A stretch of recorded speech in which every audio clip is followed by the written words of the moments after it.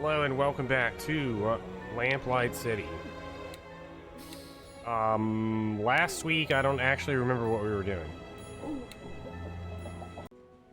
I do know that last week I signed off here, logged out. What is the technical term? Close the game? I closed the game here, specifically so we could talk to her. Let's take a quick look at our casebook so we can try and kind of remember. There was a fake murder. Madame Dupre was buried alive, and they blamed random guy, Albert Martin, for her fake death. Now, there's a lot of things that kind of have gone on in terms of suspicion and general other things. Like, her son deals with like different chemicals and stuff. He's becoming some sort of chemical guy, doctor or something, I don't know. And then the daughter is dealing with some sort of ethereal air energy. I don't know her name. Yeah, the son has been making like pills, and the daughter's doing other weird stuff. So they're both suspects. Albert Martin was in love with the daughter. I don't think he did anything. I think he was just innocent bystander. I think that's pretty much it. We did some investigating. Juliet, that's the daughter. Juliet hates her mother.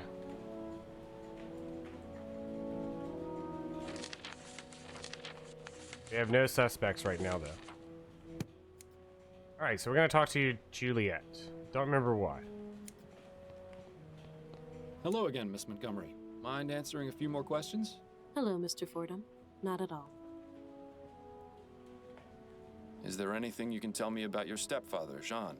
He's a kind man. I don't really see him too often. I just remembered something else. He seemed rather upset at Mother's funeral, but I can't help but wonder if he feels the same way as I do about her death. What do you mean? Just that I get the distinct impression that he and Mother's marriage isn't as perfect as they'd like it to appear. I'm starting to sense a trend here. Your brother told me that Jean enjoys hunting. Do you know where his cabin is? Yes, it's in Fenton Swamp. I went out there with him a few times, but I didn't really enjoy it. Frankly, the place is rather grotesque. All those stuffed trophies staring at you with their cold, dead eyes. Plants are much nicer to have around. Anyway, if you take the main road through the swamp about 1.5 miles, you'll come upon a small dirt path that goes northeast. Take that until you see a small cabin on the left. That's it. Thank you for the information, Miss Montgomery. Thank you. Yeah, so we learned that, the lady, whatever, the Count, I forgot her name already. She was married to a guy, and she used to beat their workers, their maids and stuff, and it made the husband very uncomfortable, and he would go to his hunting cabin to like get away from it all. Do you know Guy Dumas? Yes, he was one of our servants. Yeah, this is the he servant used to that enjoy got reading beat. my books, as well as Andrew's. Yeah, I When think did he you was see him trying last? to run away Just with last week. his love. He came by to see me and asked to borrow some books. Do you know where I might be able to find him? Not really. I get the impression that he moves around frequently. But I can tell him you're looking for him next time I see him, if you like. Please do. Although hopefully I'll be able to find him before then. Yeah, he, that guy was like in love with one of the other maids or something. And, the two of them used to get beat. And I think they were gonna try and, like, run away to,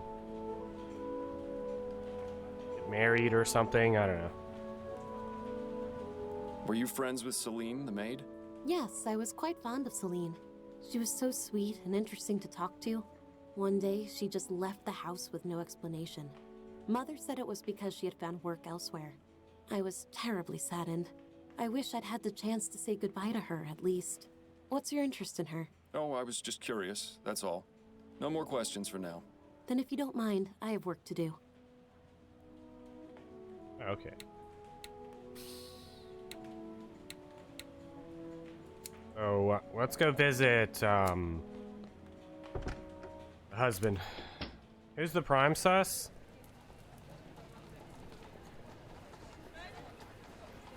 I think the daughter, maybe? I don't know. Hold on.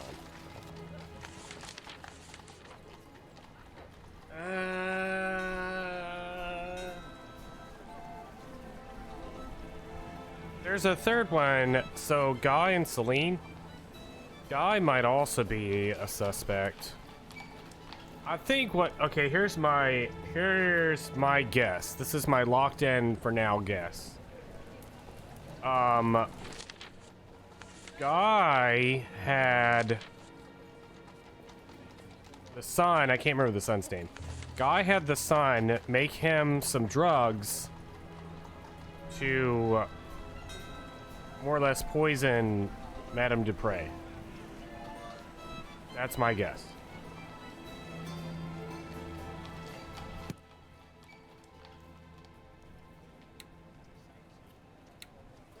Yeah, I don't think it was the son. I think the son had something to do with it, but I don't think the son knew that he had something to do with it.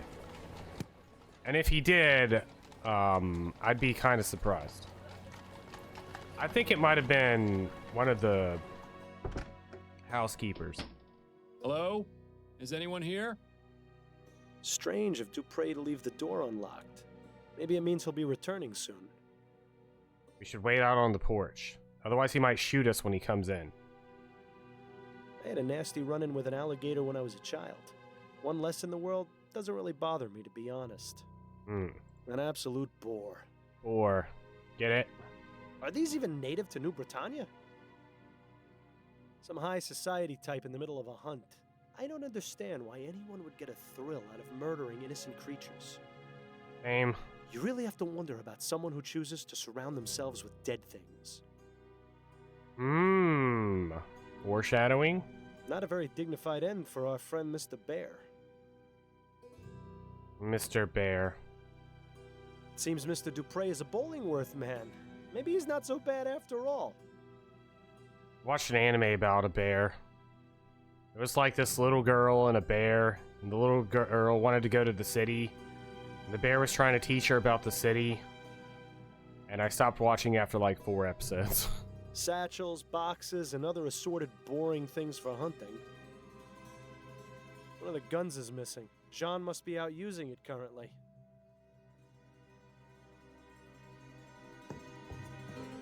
Let's see if Jean has anything interesting in here.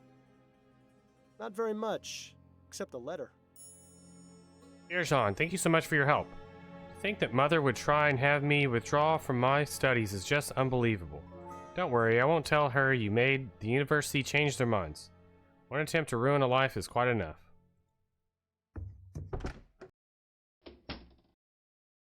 Who the hell are you? What are you doing in my cabin? Jean that's what Dupre, I happened. presume? Yes, that's right.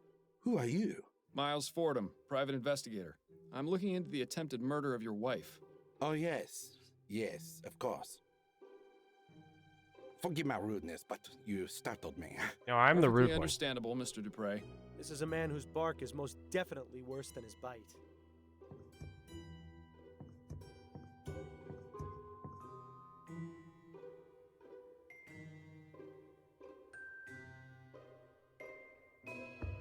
Can we talk, Mr. Dupre? I suppose so. Yes. What can you tell me about Madame Dupre? Oh, my dear wife. The past few days have been just awful for all of us. Yes, I can imagine. How long have you been married? For 7 wonderful years. Laura and I are just as much in love now as we were on the day we married. 7 years. Does he actually expect anyone to believe that nonsense? You'll pardon me for being so frank, Mr. Dupre, but why are you out hunting and not at your wife's side? Excuse me? Who are you to lecture me on my marriage? A fellow married man, that's who. Your wife has just suffered a very traumatic ordeal. Shouldn't you be at home caring for her?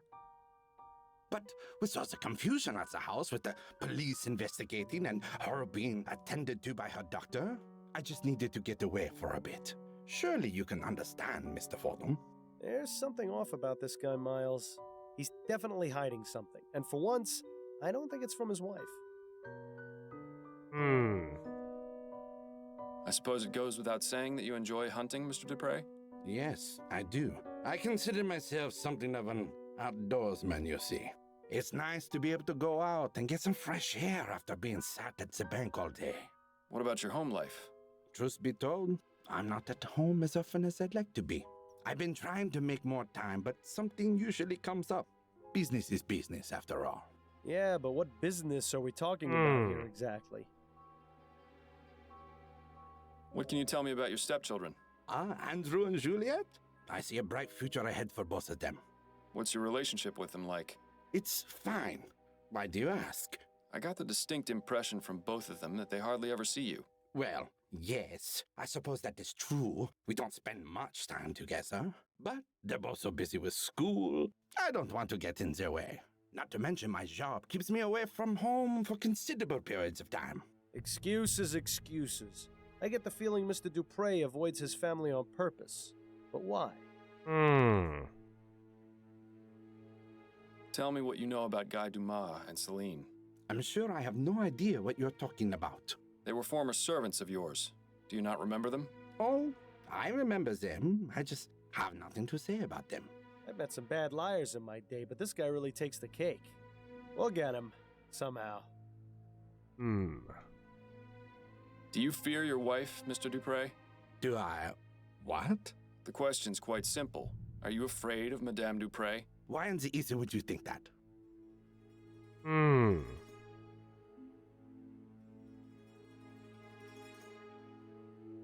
I'd be afraid of someone who kept a bloody whip in my bedroom. Care to explain that? You don't know her like I do. No one does. Well, no one aside from the servants, I suppose. She's cruel, Mr. Fordham. Crueler than anyone or anything I've ever seen. Tell me more about Madame Dupre's cruelty. She treats the servants like animals, Mr. Fordham. She would say the most vile, awful things to them. Things I would expect to hear on the Gascon docks, not from the lips of a grande dame. And the beatings. Oh, God. The screams I would hear from somewhere in the house. I never dared find out where. Nobody else ever heard the screaming? No. She was cunning. She would do it when no one else was around. Once she knew I had heard, she threatened me. Told me she would... Yes? She threatened to expose my secret, Mr. Fordham. And what secret is that? Our marriage is one of convenience. It's all for show. Laura has herself a well-to-do husband, and I am a normal man in the eyes of society. I see. I suppose that would explain a few things. Well, now, how was that not obvious to you? The soporific is really having a bad effect on you. Don't worry, Mr. Dupre. Your secret's safe with me. Thank you, Mr. Fordham.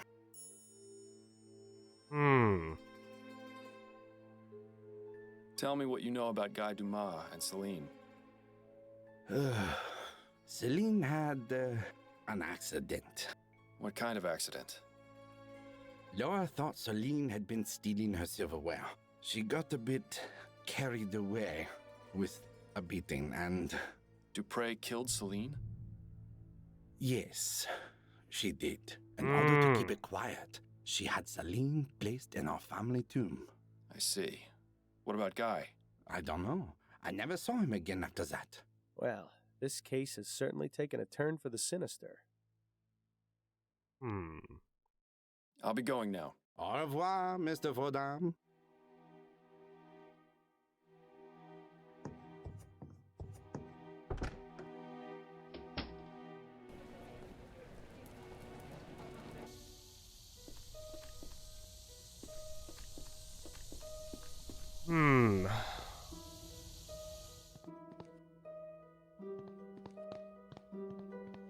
Douglas Chesterton's. This must be what was going to be Madame Dupre's final resting place. I don't see anything inside. What? Were you expecting a note from her attacker? No, but I was hoping for some kind of clue at the very least. Dale Chesterton's Sarah Celine, 1823 to 1844. Taken too soon. Rest ye with the angels. Wait a minute. This is Celine, the maid.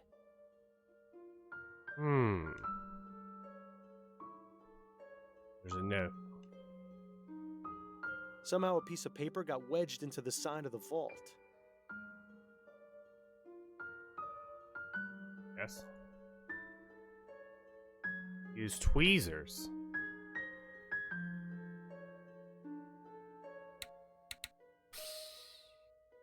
Dave's coming right here. Carefully now. Oh god.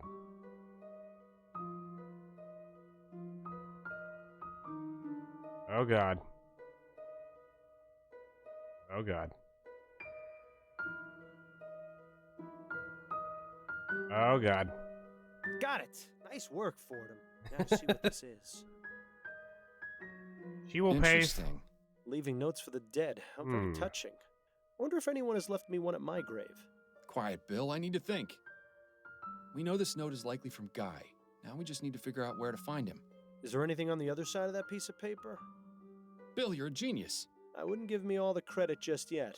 Let's see. A receipt for an extended stay at the Stun Arms. Does that sound familiar at all? Vaguely. But I can't recall anything off the top of my head. Looks like we'll have to do a bit more searching.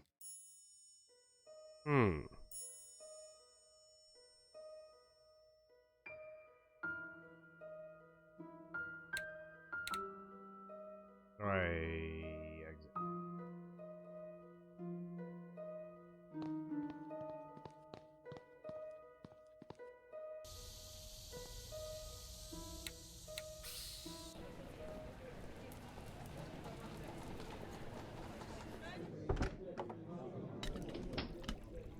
Yo, hello, Sarah.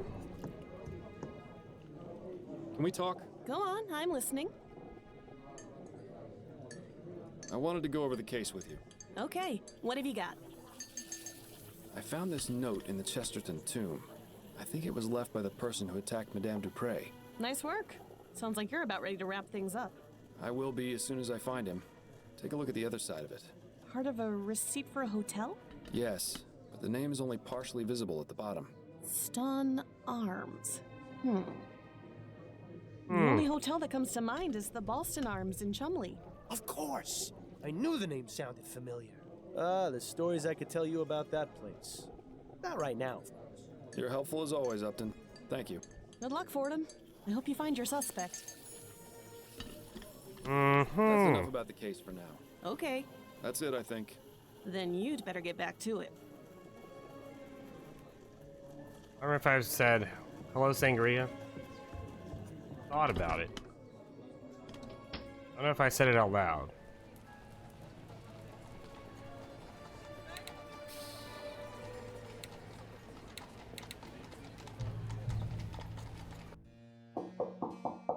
Who is it? I'm Miles Fordham, a private investigator. It's extremely important I speak with you, Mr. Dumas. Private investigator. What do you want? Just to talk. May I come in? Yes, I suppose so. I found your note in St. Denis Cemetery. Care to explain what it means? How did you... I'm a private investigator, Mr. Dumas. That's what I do. Now we can either do this the easy way or the hard way. It's up to you. I left that note for Celine. I didn't think anyone would ever find it. So it was you who attacked Madame Dupre? Yes. Yes, it was me. I confess. I can't remember the last time a suspect actually confessed. Wait a minute.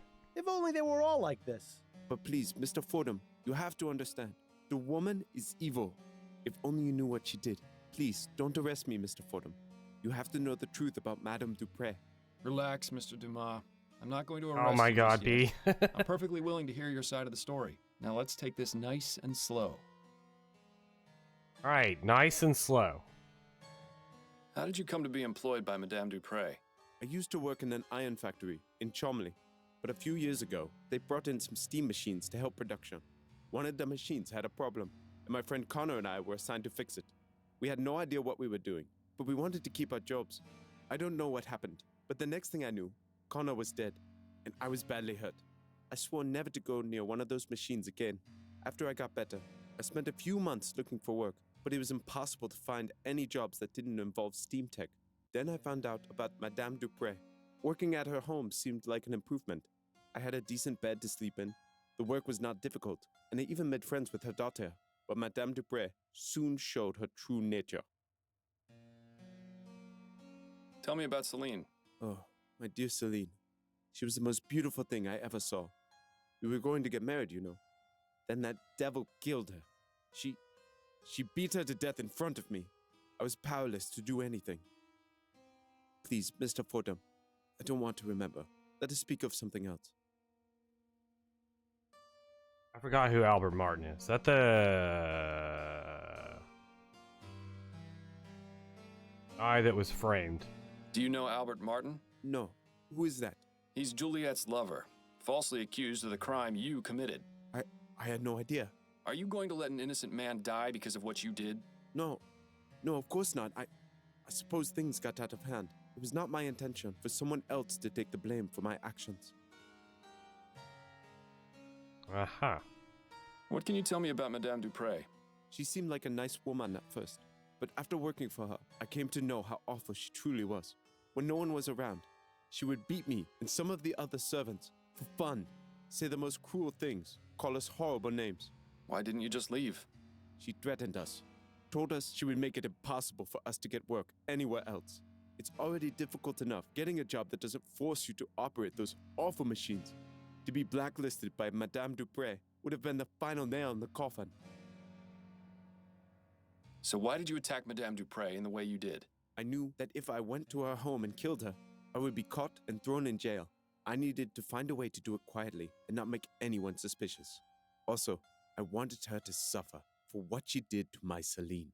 I had read about toxic plants in Juliet's schoolbooks, and I knew a bit about them from working as a gardener. So I decided to poison Dupre and make her appear dead so she could be buried alive and suffer the same way she made us when she would lock us away in her secret room. Secret room? Did you say secret room? Yes, Mr. Fordham. It was no bigger than a coffin. She would place us inside if she was especially mad at us, with no food or water, sometimes for days at a time. We couldn't scream because she would stuff our mouths. She would also plug our ears and cover our faces.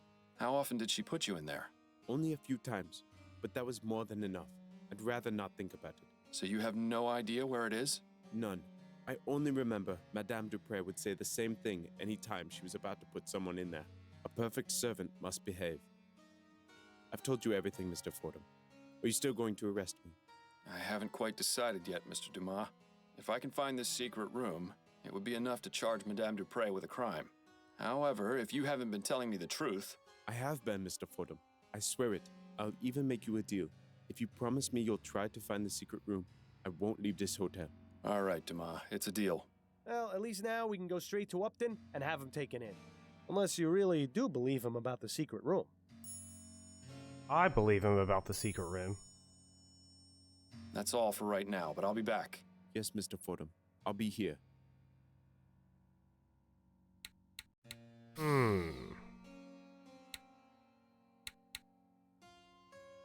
A wash basin? When did this place get so fancy? Seems to be what passes for a dresser around here. Either that or Dumas is secretly a pirate. Bet he's a pirate. If there's one thing I can't stand, it's crooked paintings.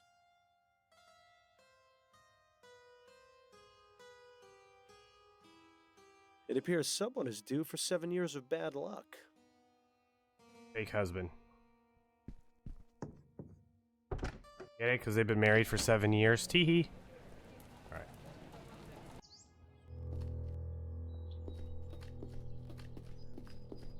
I know where the hidden room is.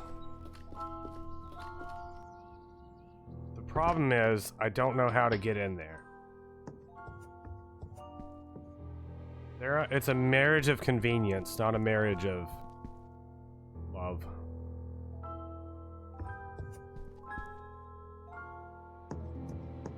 Okay, so here we are. Here we are.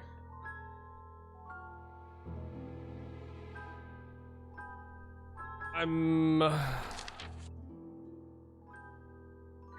tempted to look this up. Suspects.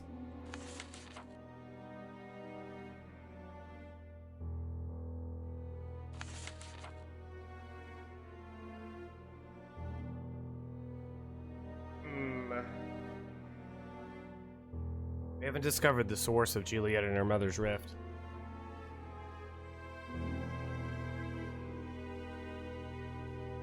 Maybe we can go to her for music advice.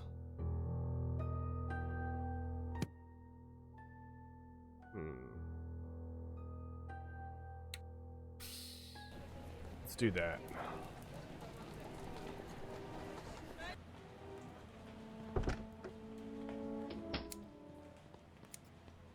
Hello again, Miss Montgomery. Mind answering a few more questions?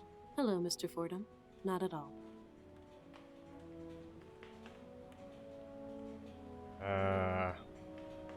Did your mother try to get you withdrawn from the university?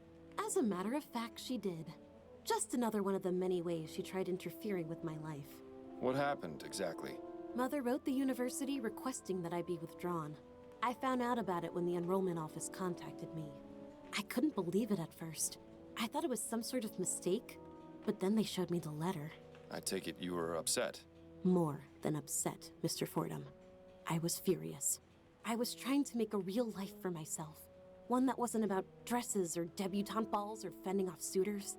I'd been given the chance to make something of myself, and Mother was ready to bring it all crashing down, just because she didn't agree with it.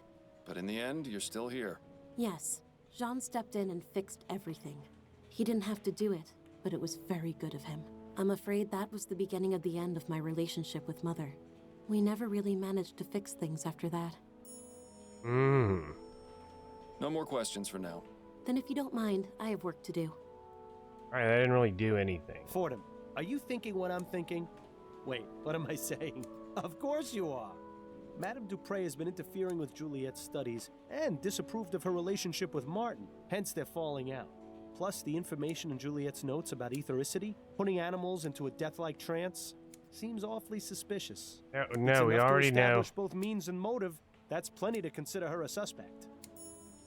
We already know the guy, the killer. LMAO. Unless he's lying. Although he has literally no reason to be lying.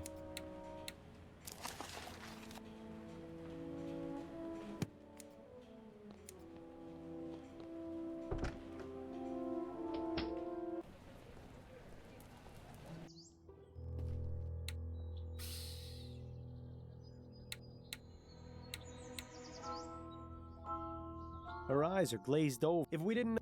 I need music. Doctor, may I ask you a few questions? Please be my guest.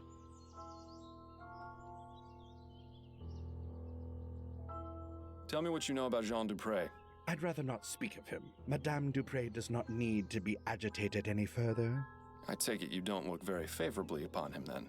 I'll just say this. If my wife had been attacked and left for dead, you can be sure I wouldn't leave her side. What a gentleman. He doesn't even leave women who aren't his wife. Those are all the questions I've got for now. I hope I answered them adequately. I can never forget Rosie. Such an inspiration. I remember when I was the Papa Rosie. I have some questions for you. All right. Did you know Guy Dumas? The old gardener? Sure, I knew him. We didn't talk very much. He was just a servant after all, but he seemed like a nice man. He stopped coming around about 2 months ago. Too bad, really. He did a good job of keeping the gardens looking nice. The new one is all right, but he just doesn't have that special touch Guy did. Were you familiar with a servant named Celine? Yes, I believe she was one of the maids. I didn't talk to her very much. Oh, she quit not so long ago. At least I assume she did. I haven't seen her in about 3 months. Thanks for your time. My pleasure. Hmm.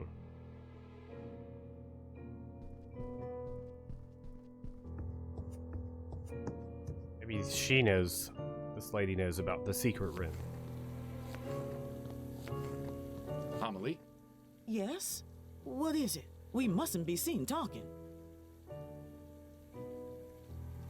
I found this upstairs in Madame Dupre's bedroom. Do you recognize it? Oh, please take that away, Mr. Fordham. Why would you show it to me? I'm sorry, I didn't think it would upset you. Miles. Maybe someday you'll learn how to read basic human emotions. Thank you, Amelie. I appreciate your time. You're welcome. Now please, let me get back to work. Okay, that didn't really help.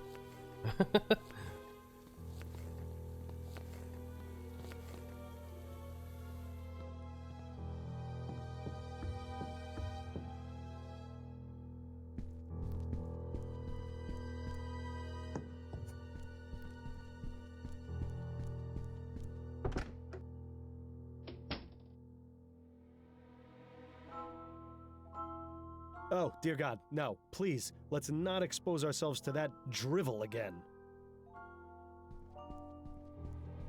There are way more important things to concern ourselves with now.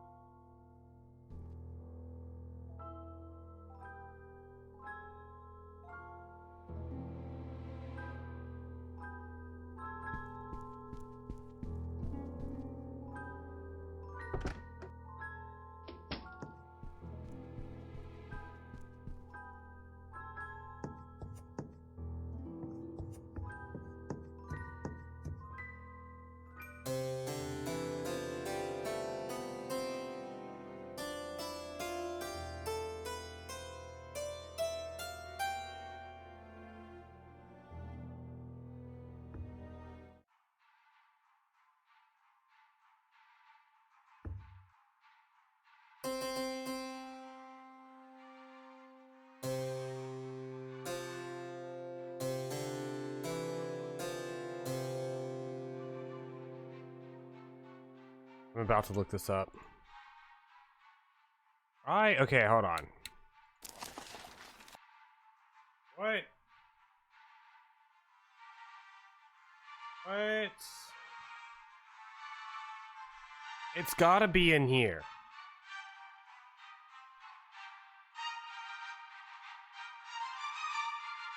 I don't know that it's this music that's playing.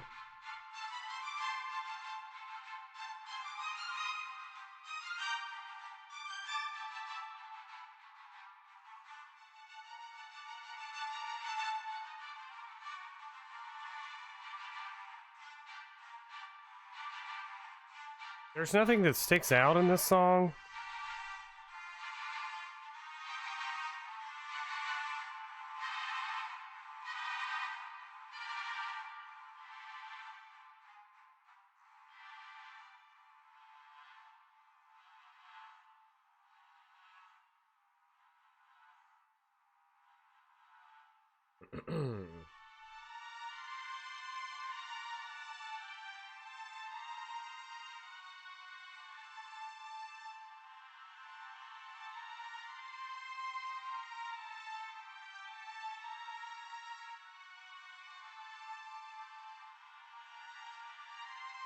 Oh.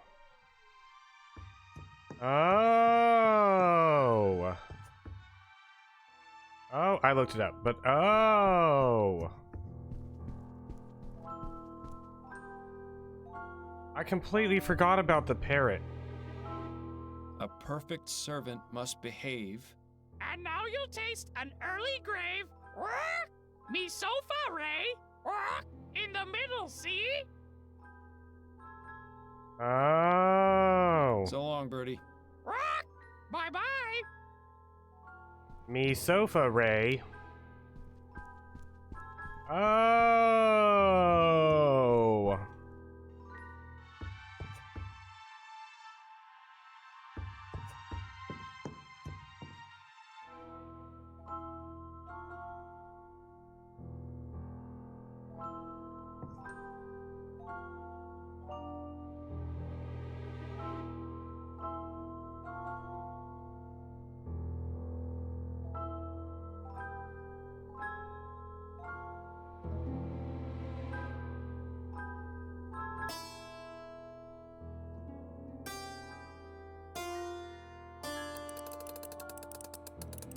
That seems to have done something.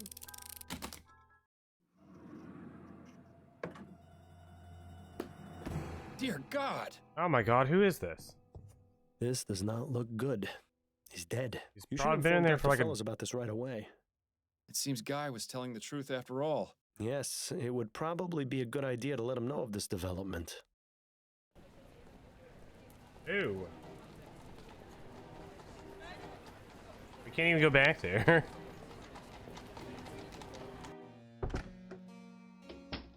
Is that the new gardener guy?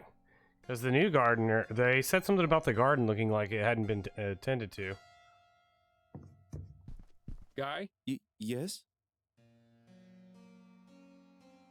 Found the secret room. I found the secret room you told me about. You see? I wasn't lying. No, you certainly weren't. There was someone inside. A man. No. Who? I'm not sure, but I can only assume it was one of Madame Dupre's servants. Was he alright? I'm afraid not. He was dead. Dr. Fellows confirmed it was due to asphyxiation. Madame Dupre must have put him in there before I drugged her. And then, with everything that's happened, she didn't let him out in time. Oh my god. It's my fault he's dead. If only I'd known. The circumstances are quite unfortunate, Mr. Dumas. However, this has shed a new light on Madame Dupre and her cruel practices. I can't say for certain that you were justified in your actions, but I am a bit reluctant to say you were completely at fault.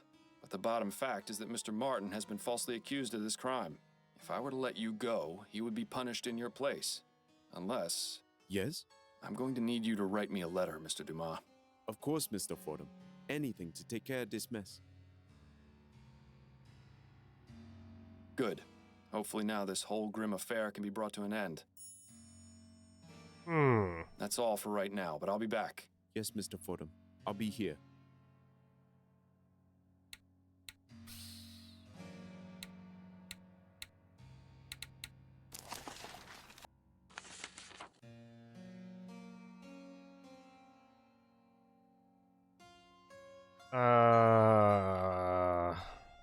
I don't see a letter in here.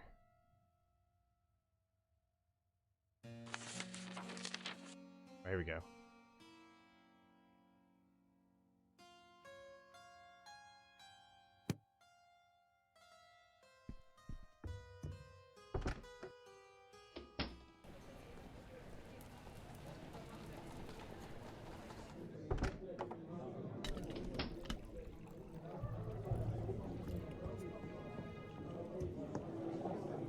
Can we talk? Go on, I'm listening. Ramp up the I case. think I'm ready to wrap this case up. Okay, who's your prime suspect? Ew. It was Guy Dumas, a former servant at Dupre Manor. He used toxic plants to drug Madame Dupre so she appeared dead, which he learned about from her daughter's schoolbooks. What was his motive? That's the thing. I've learned that Madame Dupre is extremely cruel to her servants. She regularly beats them, and even has a secret room no bigger than a coffin where she places them as punishment. I discovered this secret room and found a dead servant inside. He had died from asphyxiation. My God. A few months ago, Madame Dupre beat Guy's lover Celine to death. He wanted revenge and intended to make Madame Dupre suffer the trauma of being interred alive. I see. Constance, I don't think Dumas should be arrested for his crime. He doesn't deserve it. Madame Dupre, however... Yes, I see what you're saying, and I agree, but what about Mr. Martin? I got a signed confession from Mr. Dumas. You can see the handwriting matches this note I found in the cemetery. That should be enough to release Mr. Martin, as well as giving Guy a head start in his escape from the city. It's gonna be tricky getting the department to look into this, but with the proof you've gathered, it should work. Excellent investigating, Fordham. I knew you still had it in you. And of course, I'll dip into the department's Good Samaritan fund to get you proper compensation for your work. For now, go home to your wife. I'm sure I'll have something else for you to look into fairly soon. There you Good got an evening. achievement. I'm looking for Madame Laura Dupre. This is Madame Dupre. I am her personal physician, Dr. Fellows. May we help you, officer? I'm afraid I must place Madame Dupre under arrest. What? On what charge? Several, actually. Manslaughter, domestic violence, murder in the second degree. Shall I go on, or can we continue this at the police station? Ooh. You won't have to worry about Madame Dupre anymore. She'll be in jail for a very long time. And Mr. Martin has been released with a full pardon as well. Thank you, Mr. Fordham. I appreciate your help and your trust. Think nothing of it, but you'll need to leave town as soon as you can. Have you made plans? I was thinking of heading south. New Britannia is too cold and dark. I want to find someplace more Hey, like my home. Britannia. Well, I wish you the best of luck, Mr. Dumas. I was gonna make a Code Geass joke and then I couldn't remember. Addie, I'm home. Oh my god, she's dead. Addie? She must still be out at her hairdressing appointment. I'm glad we're alone because I wanted to talk to you about something. Uh-oh. Yes, Bill, I know. I told you I'm doing my best to try and find the flower shop burglar. No, for once, this isn't about him. This is about you. What? Me? What are you on about? You can play dumb and deflect all you like with everyone else around you, but it won't work with me. I know exactly what you're thinking, and you know exactly what I'm gonna say. I have no idea. I'm sick of playing this game. You want to talk about how we did on this case? Yes, that's exactly right. Have you already forgotten the old days, Miles? Before I died, we were solving cases like nobody's business. You were one of the best detectives on the force. But ever since you started taking that soporific, your mind hasn't been as sharp as before. If you're Are you serious about calling me, taking the on more player, an complex idiot? Cases, you need to listen to Adelaide and stop taking it. It's already had a negative effect on your performance. What are you talking about? We were able to discover is the truth about indirectly, Madame Dupre. Yes, but if you were working at your full abilities, you'd have come Oh to my that god. conclusion much This is sooner. indirectly, If I mocking stop me, the taking player. it, you won't let me sleep through the night. Nothing will change. Well, things would change if you found you-know-who. I thought you said we weren't going to talk about that right now. Yeah, well, I say a lot of things. An understatement if ever there was one. Can't you just keep quiet without me having to take something? Afraid not, old friend. That's just not who I am or how this works. If you keep me up all night, I'll go crazy. Things have been hard enough as it is. And if, God forbid, Adelaide were ever to find out about... Hello, Miles. Is there someone else here? I thought I heard you talking just now. Fantastic. The jig is up. And here I thought we were doing so well, too. Just going over the case. No, I was just going over the case. Thinking aloud, you see. Ah, of course. How was your appointment? Mrs. Lefebvre was her usual bossy and overly picky self, but she gave me a very generous tip.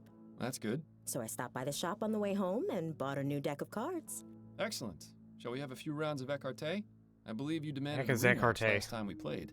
Yes, that would be nice. Well, you certainly managed to dodge that bullet. I only wish I could say the same. Oh, oh my god. 2 weeks later.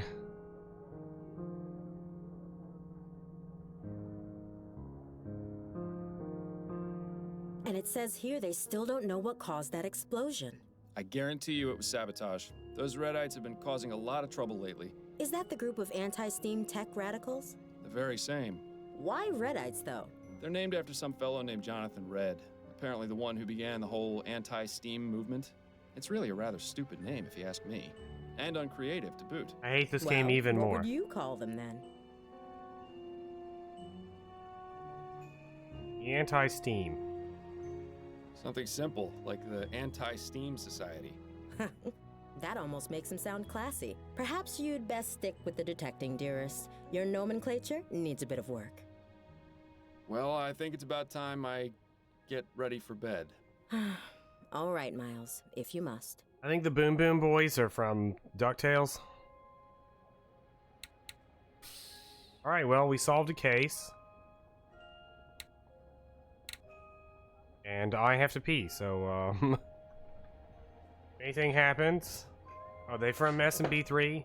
Maybe. Super Monkey Ball?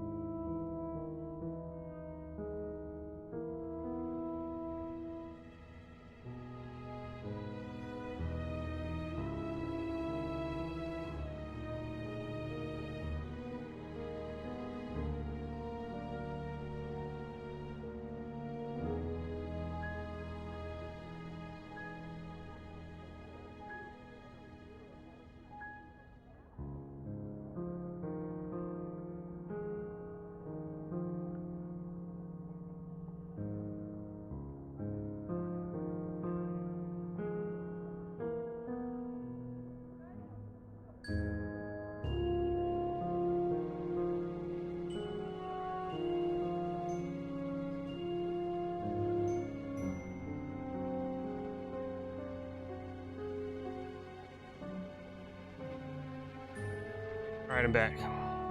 It's time for bed. You remember how much time Adelaide had to spend convincing you to sit for this? At least these days, with ferrotype tech advancing the way it is. Let her be for now. You've got your own things to take care of. Like sleeping?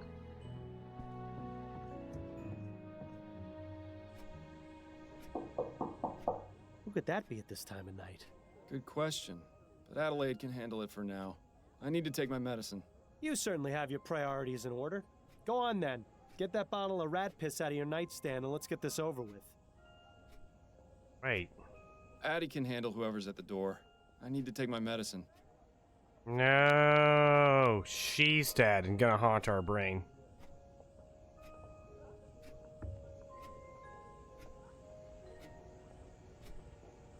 Ugh, tastes like the devil's sweat. You could just stop taking it, you know. Bill, now is not the time to... Miles, could you come back out here, please? Be right there, dearest. Uh-oh, but we just took some drugs. Who was that at the door? A late night courier. You've got a message from Upton. Fordham, this case makes the last one look simple. Meet me at Rowan ASP EP. It's urgent. Seems this case is rather urgent. She wants me to meet her as soon as possible. But didn't you just take your soporific? Are you going to be all right to go? It won't kick in for another hour or so. Should be plenty of time. All right, I'm going to bed then. Good luck, dear. Good night, Addie. Uh-oh. We're gonna pass out somewhere. They should have listened to me.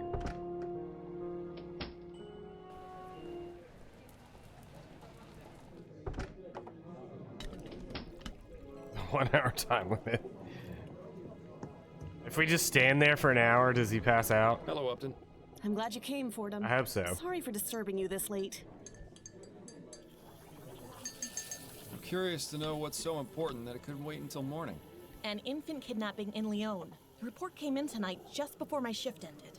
The family wants to keep the investigation very low-key. They're afraid if word gets out, they'll have all sorts of ne'er-do-wells making false ransom claims. That's why I suggested they let you investigate first. Head over to 45 Belcourt Street.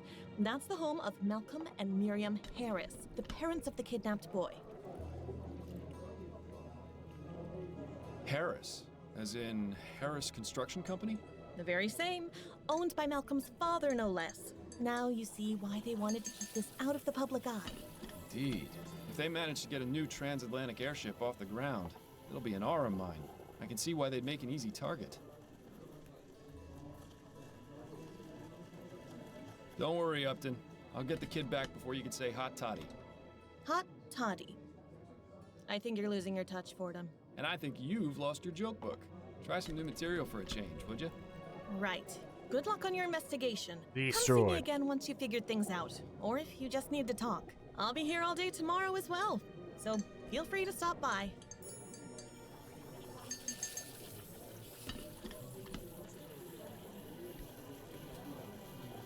Some...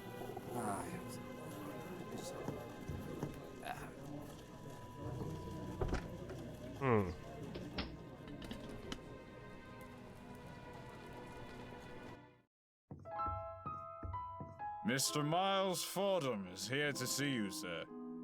Very good, Mr. Havelock. Send him up. Yes, sir. It was the butler. Good evening to you, sir. Good evening, Mr. Fordham. I'm Malcolm Harris. I'm terribly sorry to hear about what's happened, Mr. Harris. Thank you, Mr. Fordham. You were very highly recommended by Miss Upton. She said you'd be able to solve this faster and more discreetly than the police. I admit it's a rather unorthodox approach, but we're desperate. I understand. I'll do all I can to find the kidnapper and bring your son back unharmed. If you'd like to examine the nursery, it's just through that door to the left. I'll ask you to please try and keep quiet as I just sent my wife to bed. Her nerves are rather shot, you see. Yes, of course. Yeah, I'll do all I can within the next I know hour. the hand and waistcoat pose is supposed to look stately, but to me it always looks like the person is scratching themselves. Oh no, now I'll never be able to unsee that. The Harris family certainly has a nice view from which to look down upon the world. I wonder if they use the balcony to give speeches to the gardeners.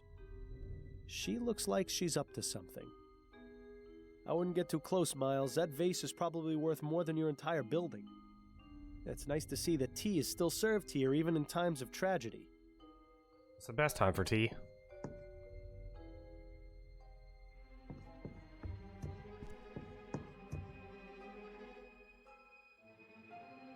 Probably won't be another year or so before the child gets any practical use out of those blocks beyond putting them in his mouth.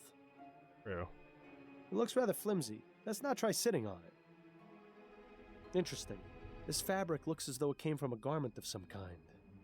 Be careful not to cut yourself, Miles. I don't think the Harris family has ever seen blood that isn't blue. Look, you can see the balcony extends all the way around the side of the manor. That would make it rather easy for someone to access this window from the outside. That's what I was thinking, No Claude. evidence of what was used to smash the glass, though.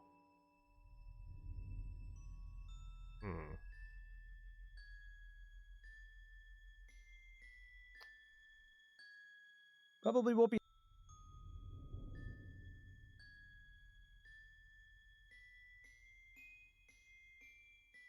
It's an acronym. Some sort of fuzzy animal wearing a waistcoat. Charming. A steam-powered bottle warmer. Certainly beats having to do it in the fireplace. Or in the case of my parents, over a barrel fire.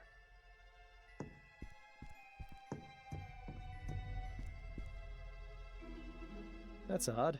Why is there a loose button in the crib? Now, I'm no expert on children, but it seems like it would be dangerous to have around an infant. Yeah, the kidnapper left the child's blanket behind. There doesn't appear to be any trace of the silver spoon, though. Nice mobile. Custom made, too. There'll be no mistaking what family this child comes from.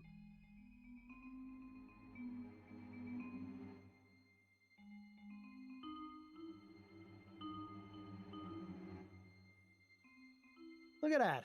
The kid has a toy chest. My sister and I used to have to keep our toys buried in the backyard. Of course, that is because the only toys we had were dead rats.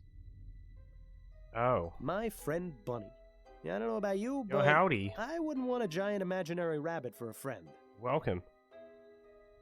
The Bears Picnic.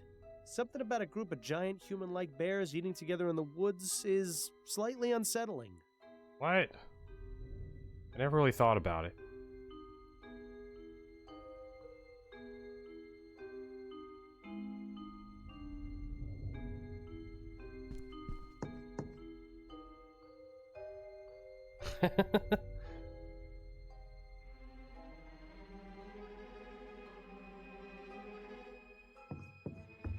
I have some questions for you, Mr. Harris. No doubt you do, but I'm really not in the mood to talk right now. It's been a difficult evening, and I'm not certain I have it in me to answer your questions at the moment. Fair enough. But I will need to ask you about the incident at some point. Yes, that's fine. Just not now. That means we have permission to go We can't home. leave yet. What? You haven't even started the investigation. Yes, I did. I looked at some clues.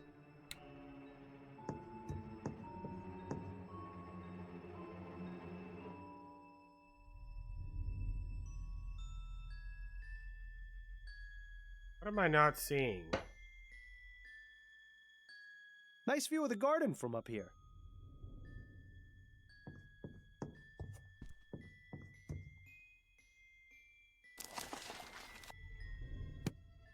Huh. There's a small emblem sewn onto the side of this piece of fabric. It just says SS. Somebody's initials, maybe? I got tricked by the old click on the thing twice. The old... Oh dear. Oh dear. Ah, wonderful. The soporific has started working. Well done, Fordham. Now how are you In a supposed whole hour? to... What's the word I'm looking for? Instigate. Interrogate. I just had it on the tip of my tongue. Perhaps it's time. Yeah, 1944. To call it a night. Take a quick nap in the crib. Well, Mr. Harris, I believe I've done all I can for right now. Did you find anything? Yes, I believe I have some leads I can pursue. But the most important thing to do in cases like this is wait to hear from the kidnappers. I'll be back tomorrow morning to continue my investigation and ask you and your wife some questions. once you've had time to calm down a bit. In the meantime, I suggest you stay here and get some sleep. Well, I'll need it.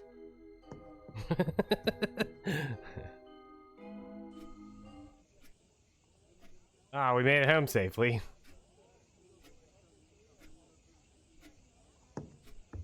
Miles, wake up. It's nearly noon. Ah, so it is.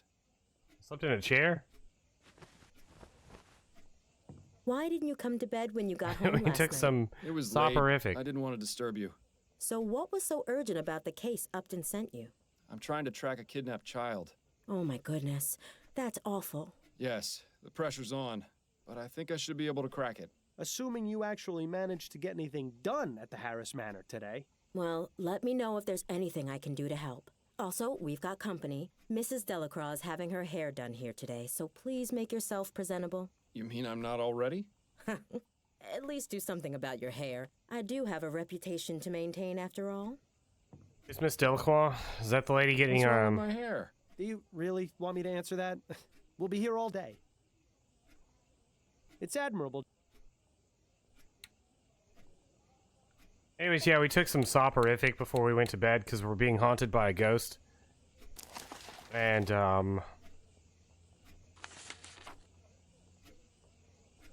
we had an hour to do as much as we could and then go home.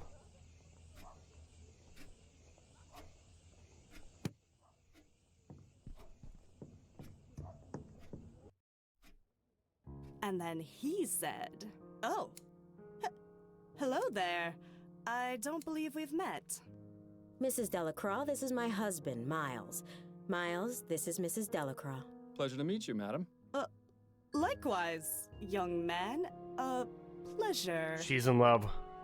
Is everything all right, Mrs. Delacroix? Oh, yes, everything's fine.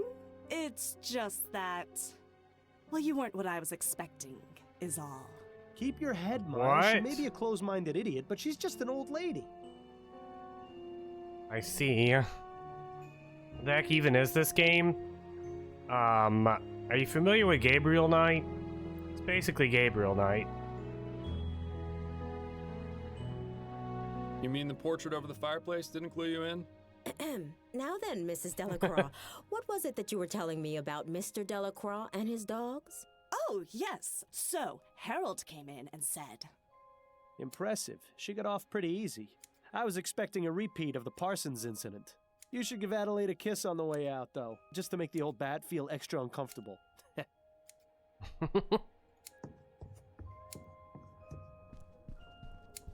Addie? Not right now, Miles. I'm busy. We can talk once I finish with Mrs. Delacroix. Well, Goodbye, dearest.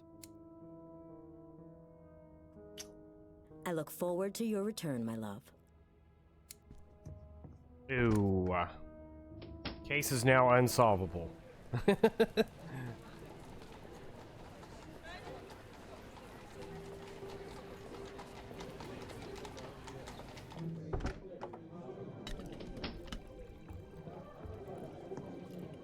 Can we talk? Not right now, Fordham. Time is of the essence. Come back and see me when you've made some progress on this thing. I've Your made- head start on the police will only last so long. I made some progress. You know anything that's SS? Literally anything? Remind me, Miles, how was finding some rich people's kidnapped baby going to help us track down the flower shop burglar? Oh. Maybe you I won't. have no idea. Maybe it won't, but this needs to be done. Very noble of you, Miles. If I didn't know better, I'd say you were purposefully stalling. Don't be ridiculous. I want to find the man as much as you do. You know that. Right. Well, if you plan on solving this case, you'll need your full wits about you.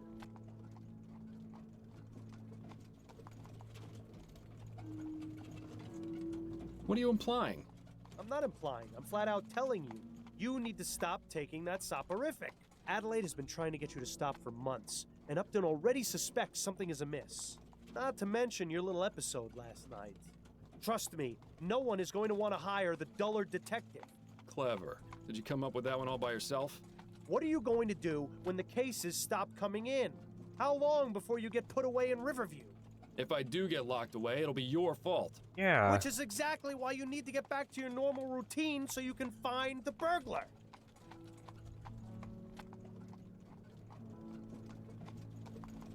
All right, fine. I'll stop. But if you keep me awake at night, so help me. Don't worry. I'm sure you'll find a way to cope. You were always good at that. How I don't Well, understand. I'm glad that's settled then. I knew you'd see things my way eventually.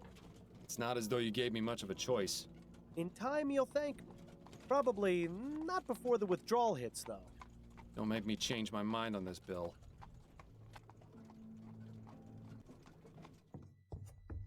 Wow, I'm back. Mr. Fordham, you're back. Allow me to introduce my wife, Miriam. Hello. A pleasure, Mrs. Harris. I wish we could have met under better circumstances, but I assure you I'm doing all I can to find your son. Thank you, Mr. Fordham. Mr. Harris, has there been any communication from the kidnapper? None at all. Well, I'll have another look around, if you don't mind.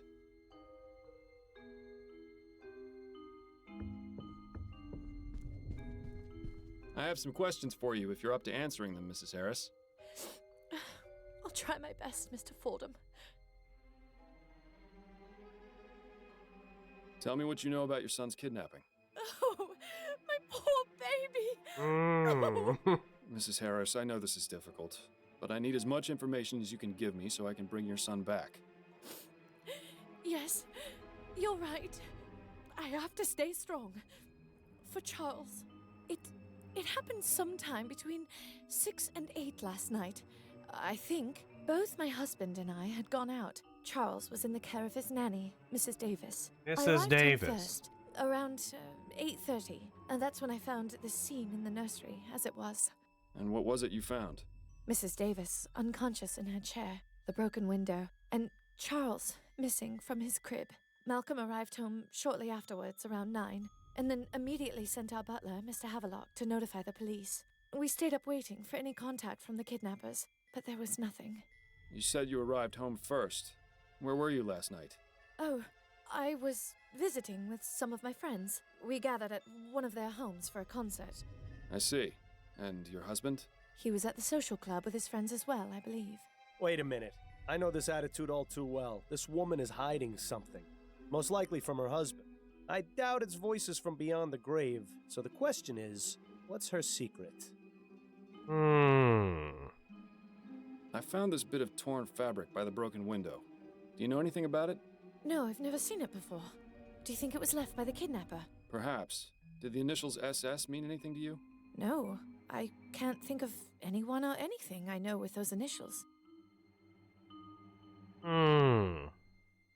Tell me a bit about yourself, Mrs. Harris. Mr. Fordham, my son has been kidnapped and is out there alone, terrified and confused. What could I possibly tell you that would make any difference to you finding him? I suppose you're right, Mrs. Harris. My apologies if I upset you. Can you think of any reason why your son would be a target for kidnapping? It could be that someone wants our money, or some lunatic who's angry about the new airship. My husband's an investor, and my father-in-law owns the company building it, you see. I just don't know, Mr. Fordham. Frankly, the fact that something like this could even happen is just terrifying. Tell me about your son. Charles is our only child. He's such a good boy. Never makes a fuss. Always very sweet. Oh, Charles, you must be so frightened out there without your mother. Oh, please, Mr. Fordham. You have to bring him home. I'll do my best. What can you tell me about Mrs. Davis? Well, she's worked for us since Charles was born, a little over 6 months ago. How did you come to employ her? Malcolm's mother had a friend whose daughter she used to care for. She came highly recommended. We've never had any problems with her. She's always been a dream. Where is she now? In her room, I would guess. With Charles missing, there's little for her to do. Where might I find her room? There's a small building just around the back of the manor. Hers is the 4th door from the left. That's all for now, Mrs. Harris. Very well.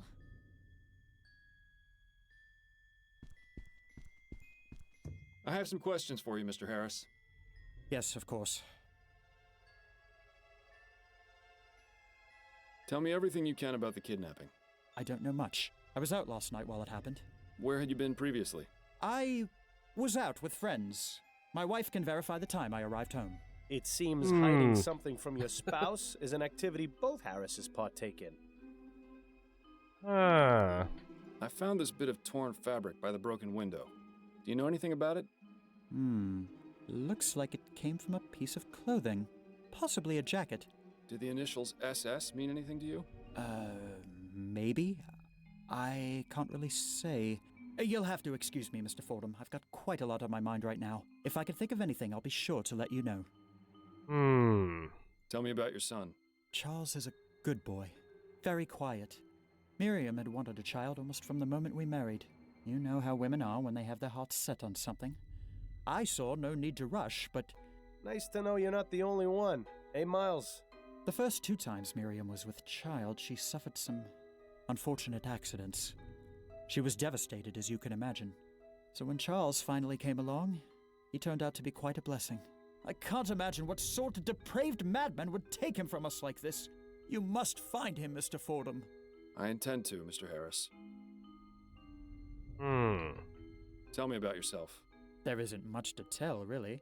My life has been fairly well publicized in the newspapers. Let's pretend for a moment that I skip over the society pages. Well, I'm an investor. My father Clyde runs Harris Construction Company, which I will someday inherit. Any other details about me are fairly trivial nonsense, I think. Those are all the questions I had for now. All right. Alright. This lady has a secret lover who's the actual father of the child. That's my locked-in suspicions. It's nice to see that tea is still served here even in times of tragedy.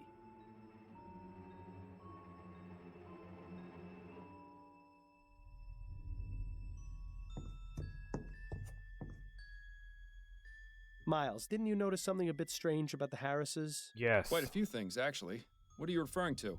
Their son was just kidnapped, yet they're each on their own side of the sitting room. Not comforting each other, not crying together. Nothing. They're stuck-up rich people. Not exactly the type to show emotion.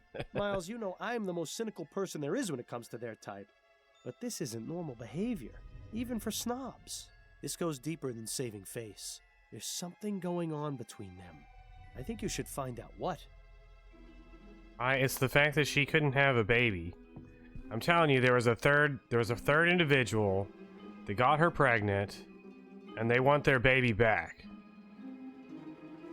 If only the flower shop burglar was as easy to find as this clue was.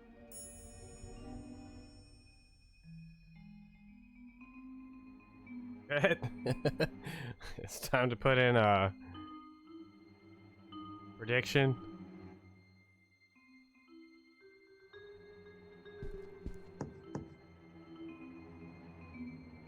But they got separate beds too.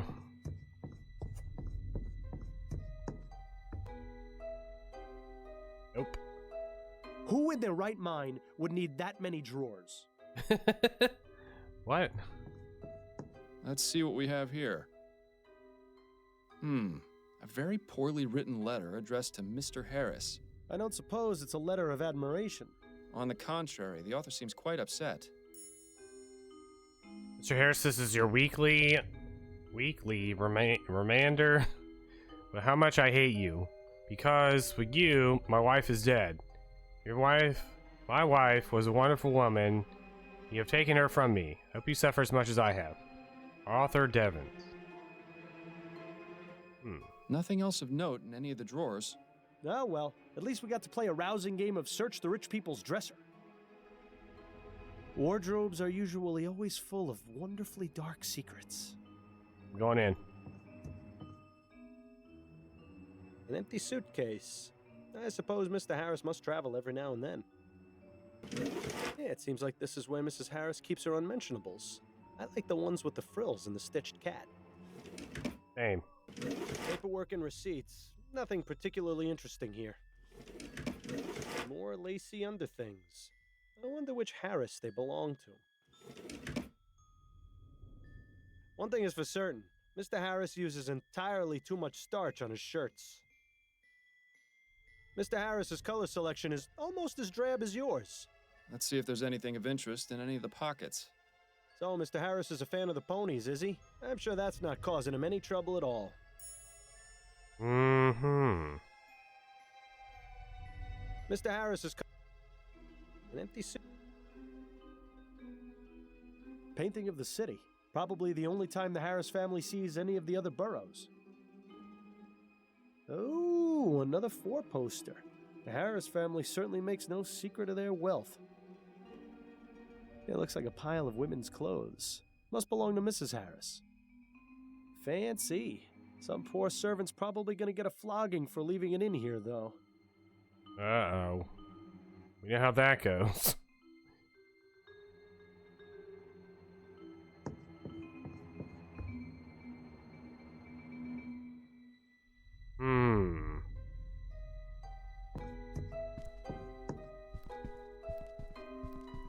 I have some questions for you, Mr. Harris.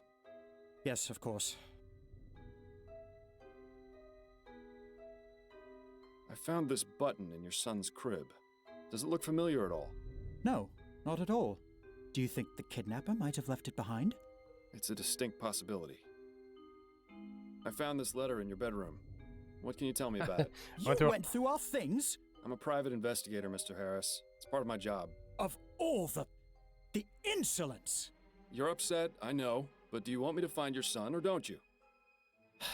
Yes, of course I do. That letter was sent to me by mistake. It was written to my father. Well, if you can even call that writing. Have I ever mentioned how much I hate rich people?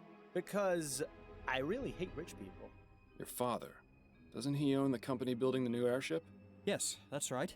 He's been receiving many letters just like that one since the Lygia disaster.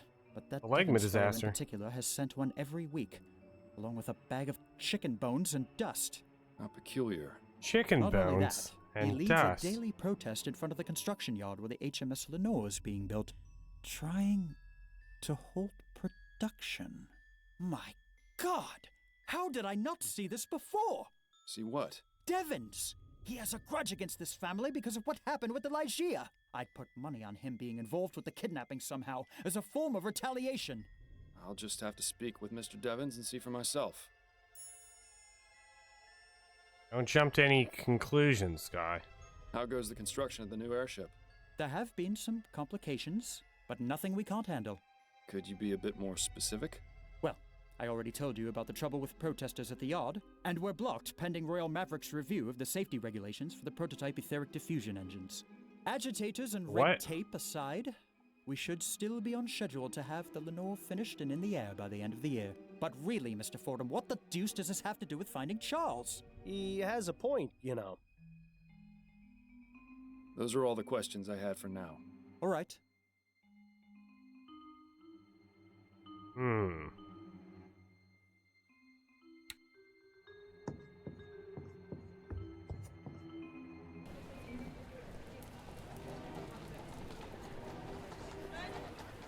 Chicken bones.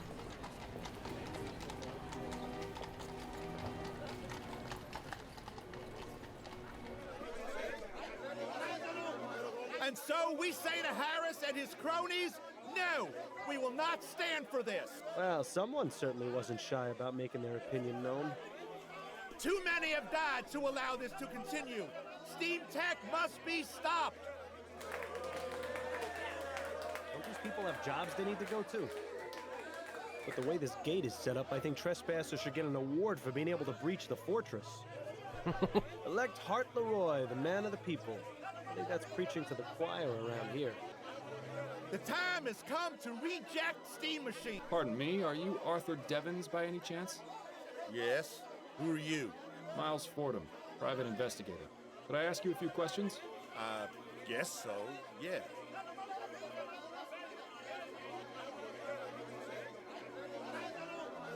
Do you recognize this button? Can't say I do, but it looks handmade. I wonder how long it will be before the poor soul who crafted that button gets booted into the street, replaced with some steam-belching contraption. Does this piece of fabric look familiar to you?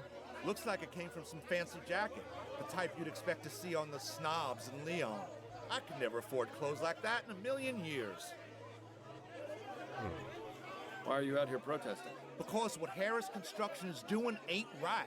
I lost my wife in the Lygia crash, and I'm not the only one, neither. Hundreds of people were affected by that disaster, and now these bastards are making another airship. It's like a slap in the face to everyone who died. I just can't understand it. What do you hope to accomplish by protesting? Simple. We want construction of the Lenore stopped, and a full investigation into the Lygia disaster. Not only that, we want compensation for our losses.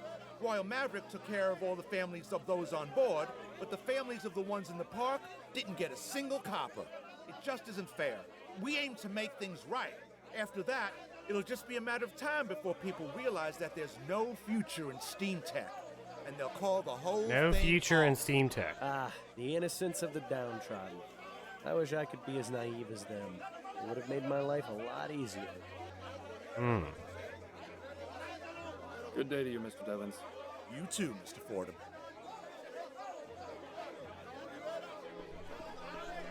Hmm.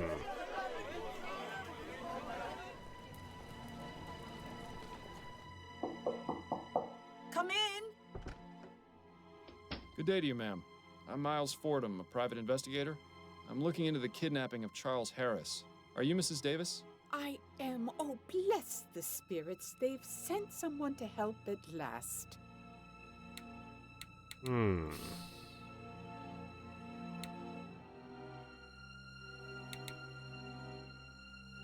Pretty distinguished looking gentleman. Handsome. Good fashion sense. Wonder who he is.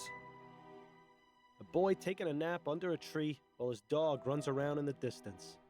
That brings back some good memories. I need this guy to write alt text for me. Her Majesty Queen Jessica. This was Every clearly time I painted post something on Blue Sky. A long time ago. Painting of a misty forest with a cemetery in the background. Cheery stuff. Painting of a tower on a Scottish moor. I wish I'd been able to make it over there. This looks like a mourning portrait of a young woman, probably a relative of Mrs. Davis. It's a spirit reaching out to a very frightened man, possibly the fakest looking photo I've ever seen. That chest is full of undressed dolls? What the hell is wrong with this old bat?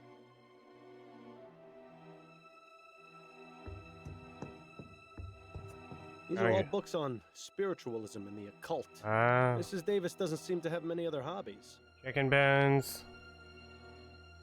The Harris family doesn't seem to hold the comfort of their servants in very high regard. I think a bed of nails would be an improvement. My mother had a pewter teapot as well. Always made the tea taste funny. Seems like that boiler's the only thing in here that's less than 10 years old. Another Harris hand-me-down, no doubt. You'd think they would have washed it first.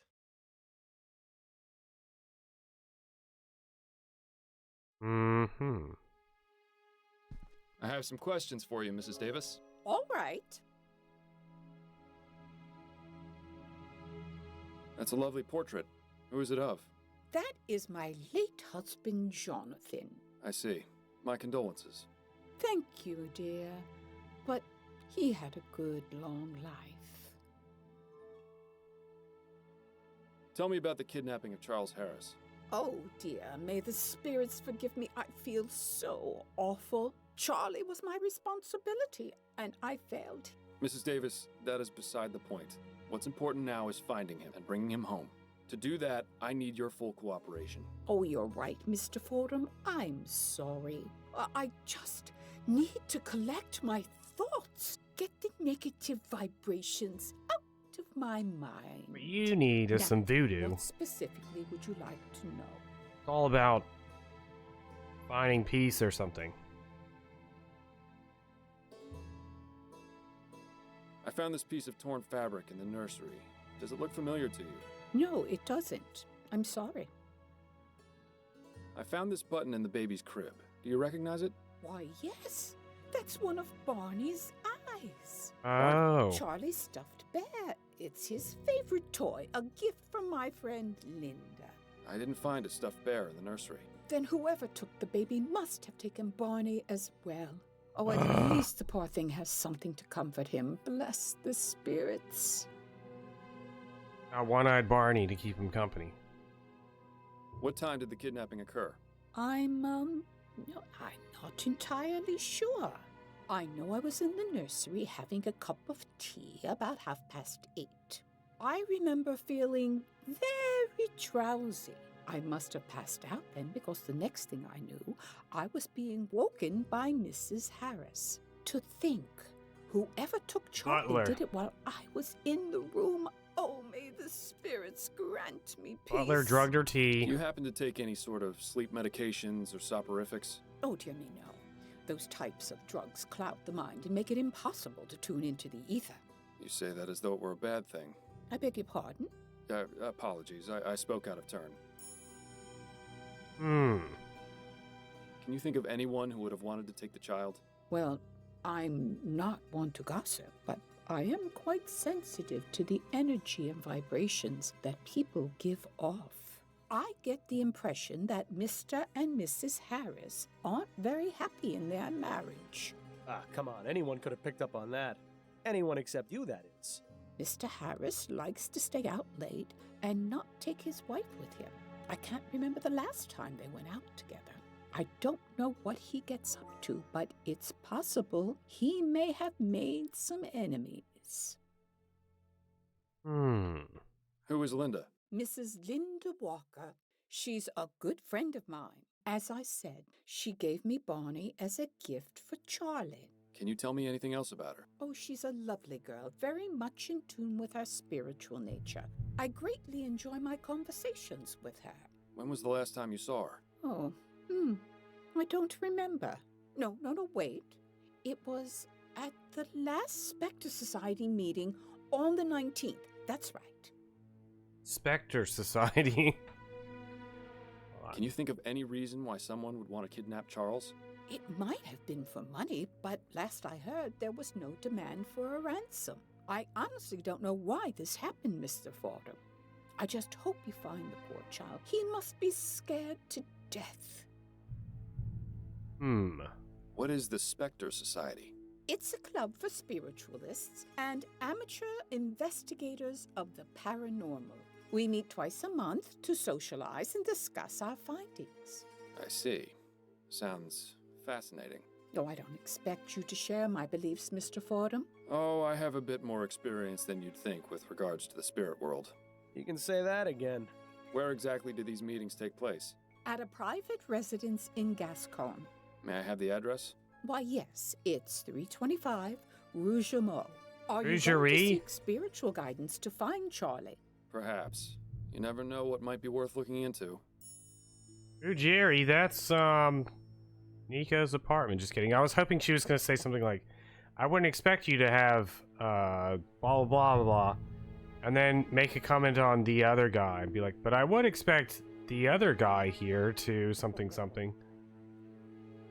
I'm waiting for her to be, like, acknowledging of the, what is his name? Bill? Forgot the other guy's name. Who did you say that portrait was of?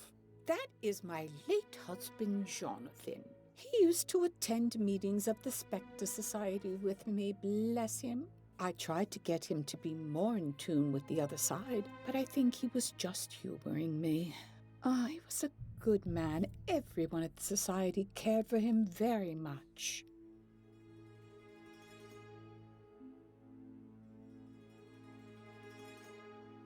Do you have Linda Walker's address? No, I don't. I never visited her home. I get the feeling she doesn't like having visitors or being home very much. She prefers to meet people elsewhere. I was the same way after my husband died. It was embarrassing for my friends to see me living so differently. But I feel it's not just a matter of pride for dear Linda. I think there are lots of bad memories associated with where she lives. I try to stay away from places like that. They leave a mark on the soul, you know. I couldn't help but notice that chest full of dolls in the corner. Oh, that. Oh, I know it must look a bit strange, but I pick up old and broken dolls so they can be repaired and donated to orphanages. It's my way of giving back to the community and helping poor children who have nothing to play with. Well, what a kind soul. Aw. I wish she would find less creepy ways to express her altruism. What a nice old lady. How long have you worked as a nanny? Only a few years. I never had to work when I was married. My husband had a lot of money. Unfortunately, he was in great debt. And after the spirits took him back to the ether, I wasn't left with much. So I began working as a nanny to make ends meet. But I consider taking care of children a reward in its own right. Thank you for your time, Mrs. Davis. Oh, you're very welcome.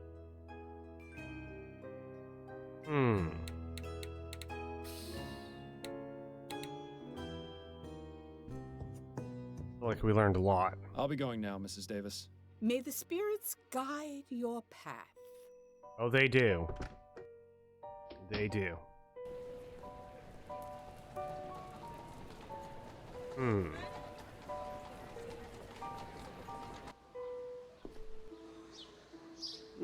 Too dark to tell what's inside. They must enjoy the somber atmosphere. Me too, Claude.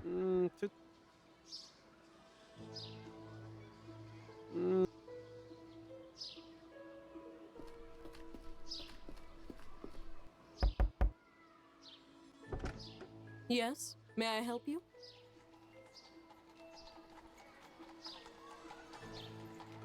Hello, ma'am. My name's Miles Fordham, and I'd like to ask you a few questions.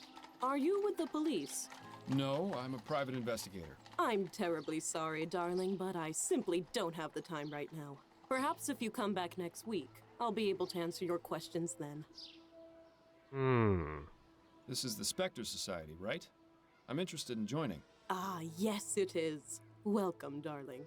Our membership process is a bit different to most What? social clubs. We require a sponsor. Why did this work? Sounds simple enough.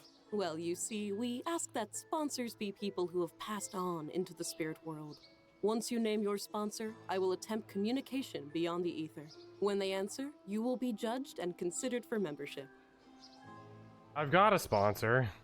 I've got a sponsor. Excellent. What is the name of your sponsor, darling? Bill. Bill Legere is my sponsor. Seriously, Fordham? I thought you knew better than that. Bill Legere.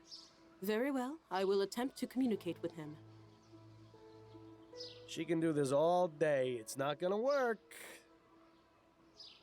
I'm sorry, but I'm having trouble communicating. Perhaps you can come back and try again later. See? Told you. My magic 8-ball. Thanks a lot.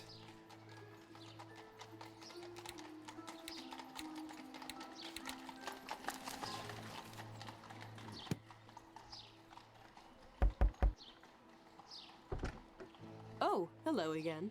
How may I help you? I'd like to name a new sponsor. Yes, of course. Who is your new sponsor? Jonathan Davis is my sponsor. You knew Jonathan? He was such a kind man. Yes, I can feel his presence, and it speaks positively of you. Please come in, Mr. Fordham. I am Angela Maxwell, the founder of the Spectre Society. Welcome. Oh, I see. May I offer you some refreshments? Some water or tea, perhaps? You're very kind, but I'm afraid I must decline right now. Well, please let me know if you change your mind. Would you look at this place? It's like a candy store for psychics. The plaque says Leonora Pattinson, seer. She looks like someone I would not want to fool around with. I got some bad vibes from this lady.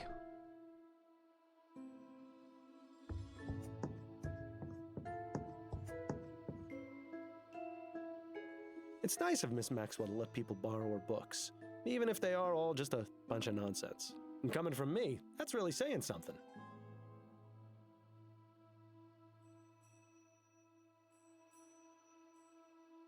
Dude, Terrors of the Deep. Oh, wait. Voodoo and Nubi... Bajan. Let's practice some enormous voodoo. Not reading any of this.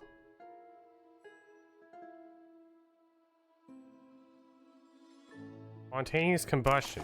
Wait a minute.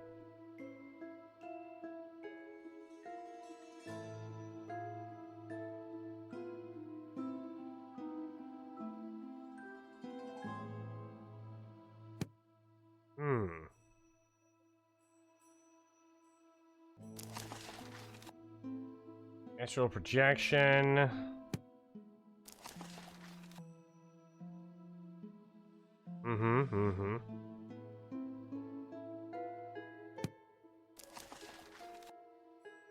Ouija board.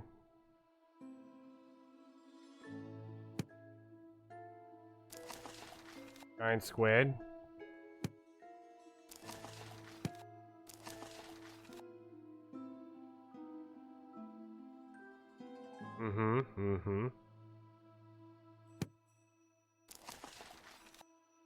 If anybody's actually reading any of these, feel free to chime in, because I'm not. There are so many words on these pages. Yep, the ether. Lance dying, Cloud. Wait, Cloud? Wait.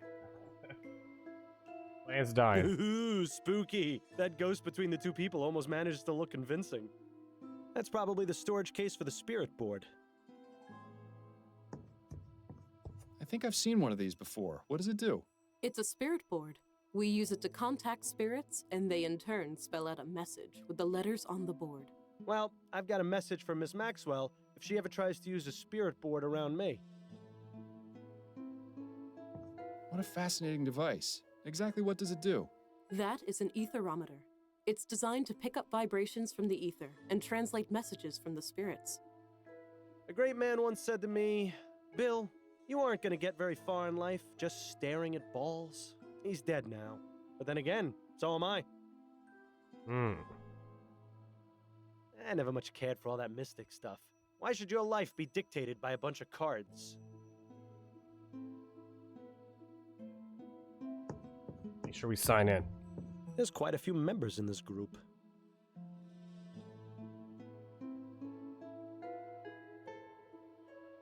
Thomas Gilbert.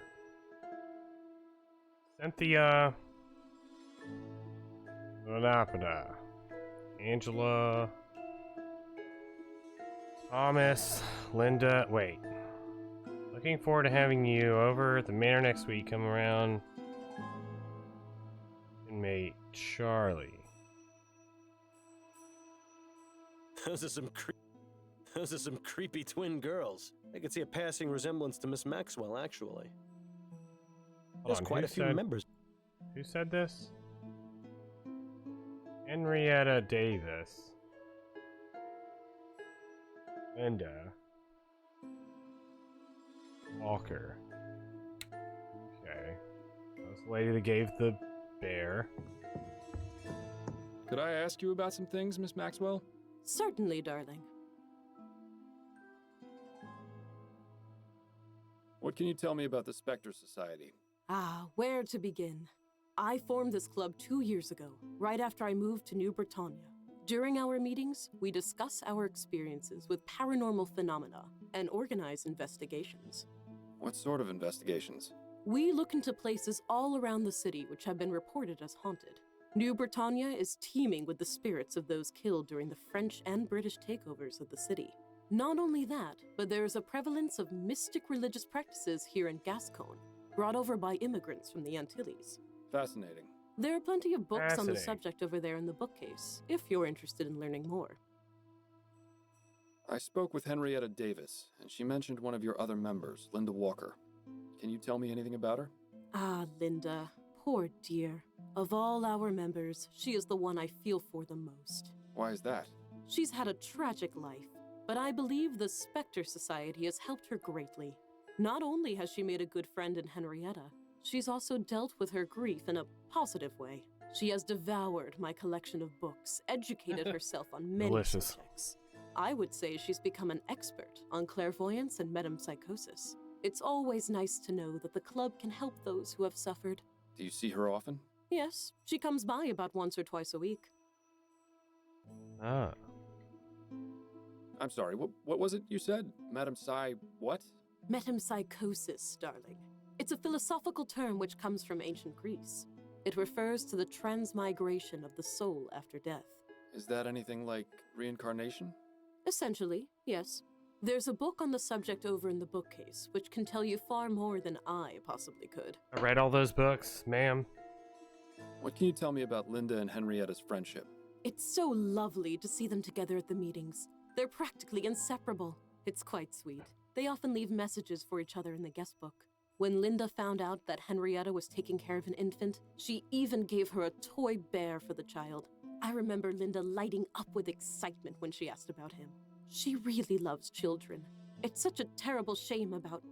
But please, let's discuss something more pleasant, shall we, darling? Linda eats children, I'm calling it now. She eats them to protect them. What's this tragic story about Linda you mentioned? Oh, dear. I probably shouldn't say.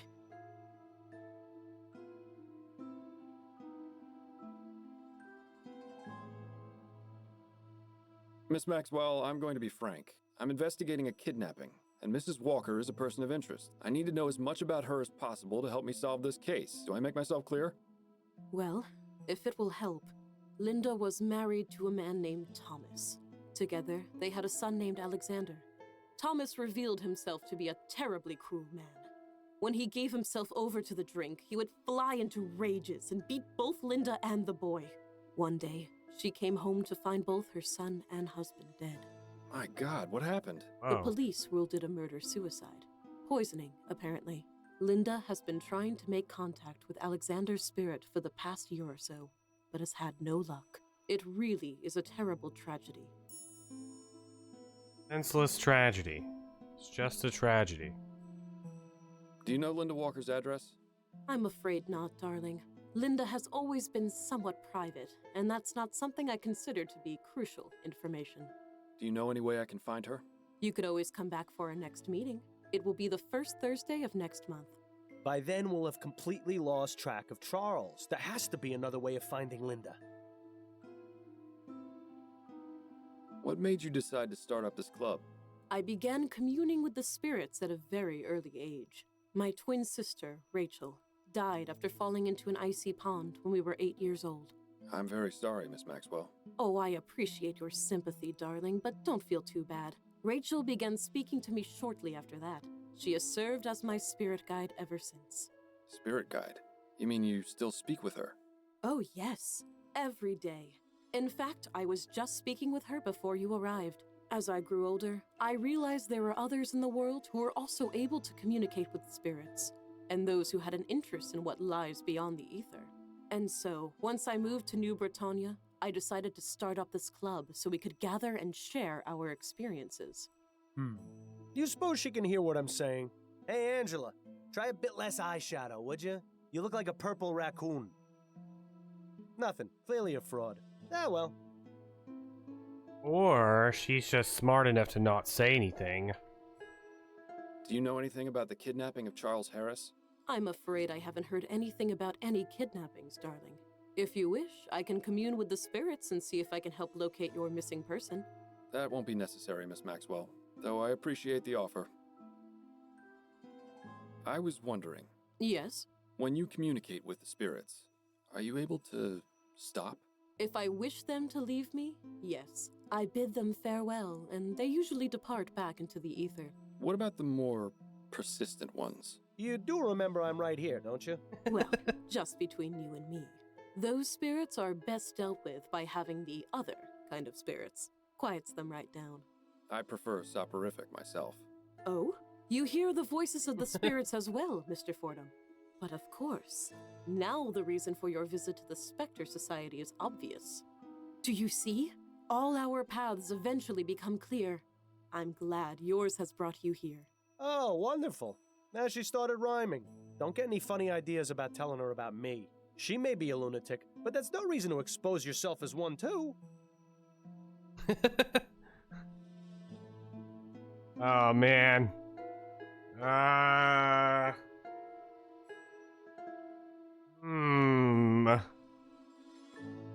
This is the most difficult choice I've had to make this whole game.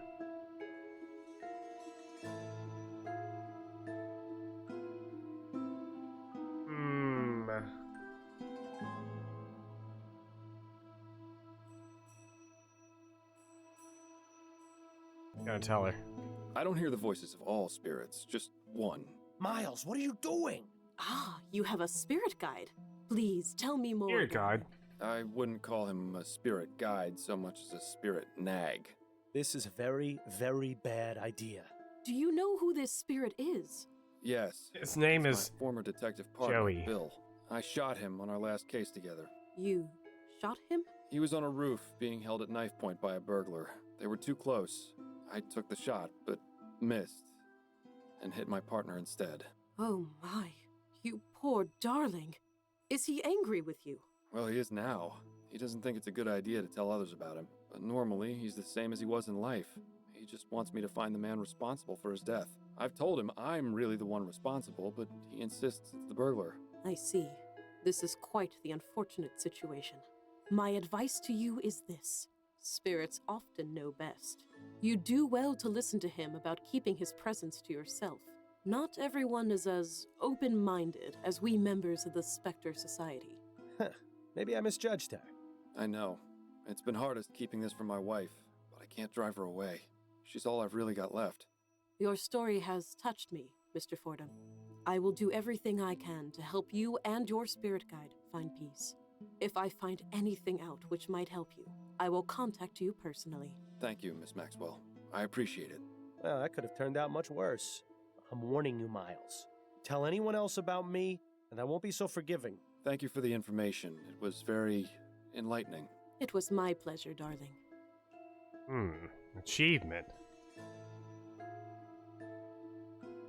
No going back. I'm saving my game.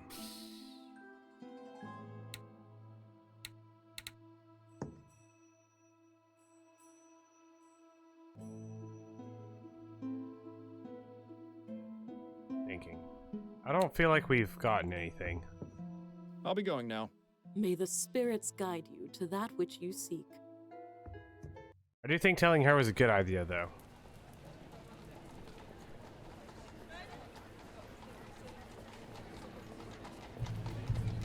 Yeah, she's gonna join us in the final battle. That's what I was We thinking. won't stand for this injustice any longer. Mr. Devons? Yes? You must have loved your wife very much. Are you joking? I loved her more than there are stars in the sky. She was my whole world, Mr. Fordham, the light of my life. It's been nothing but cold and dark since she was killed. You're married, aren't you, Mr. Fordham? I see a ring on your finger. I am, yes. Then take my advice. Appreciate every moment you have with her. You never know when she'll be ripped out of your life, leaving you with nothing. You know, Man, somebody this told fellow me is that actually pretty wise. in King's Quest Maybe 6. we misjudged him. You seem very dedicated to your cause. I'll take that as a compliment, Mr. Fordham. There's quite a lot of people who are against steam tech, aren't there? Yes, the movement is gaining ground and growing rapidly, I'm pleased to say. I've heard stories about some more extreme members. Do you know anything about that? You mean the Redites? Sure, I've heard of them. Even met a few. But if you think I'm telling you anything else beyond that, you're sorely mistaken. Are you a member of the Redites, Mr. Devons? No. I prefer more peaceful methods of making my voice heard. Now, if you don't mind, I think we should drop the subject. True. Good day to you, Mr. Devons. You too, Mr. Fordham.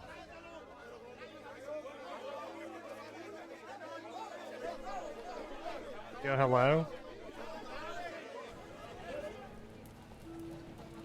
Breaking Bad guy.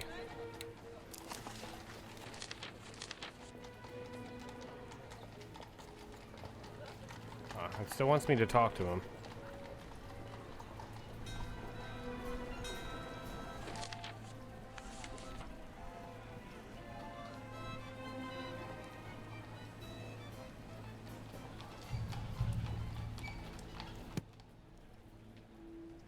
I guess we talked to him.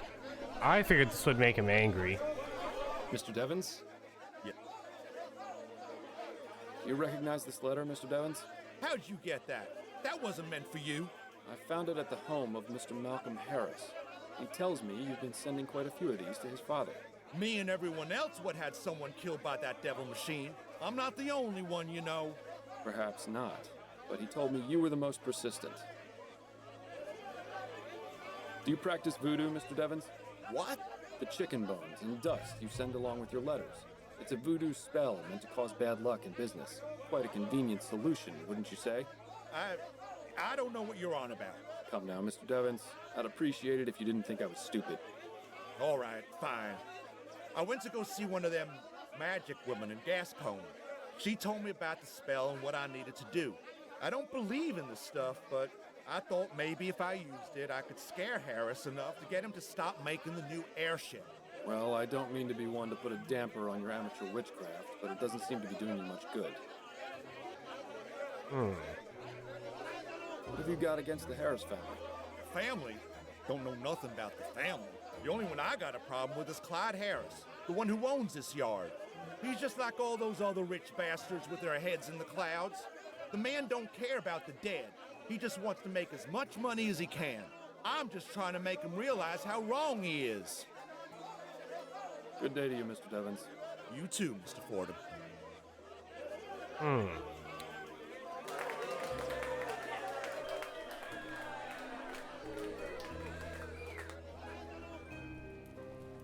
I'd have expected What's-Her-Face to open up from the last chapter.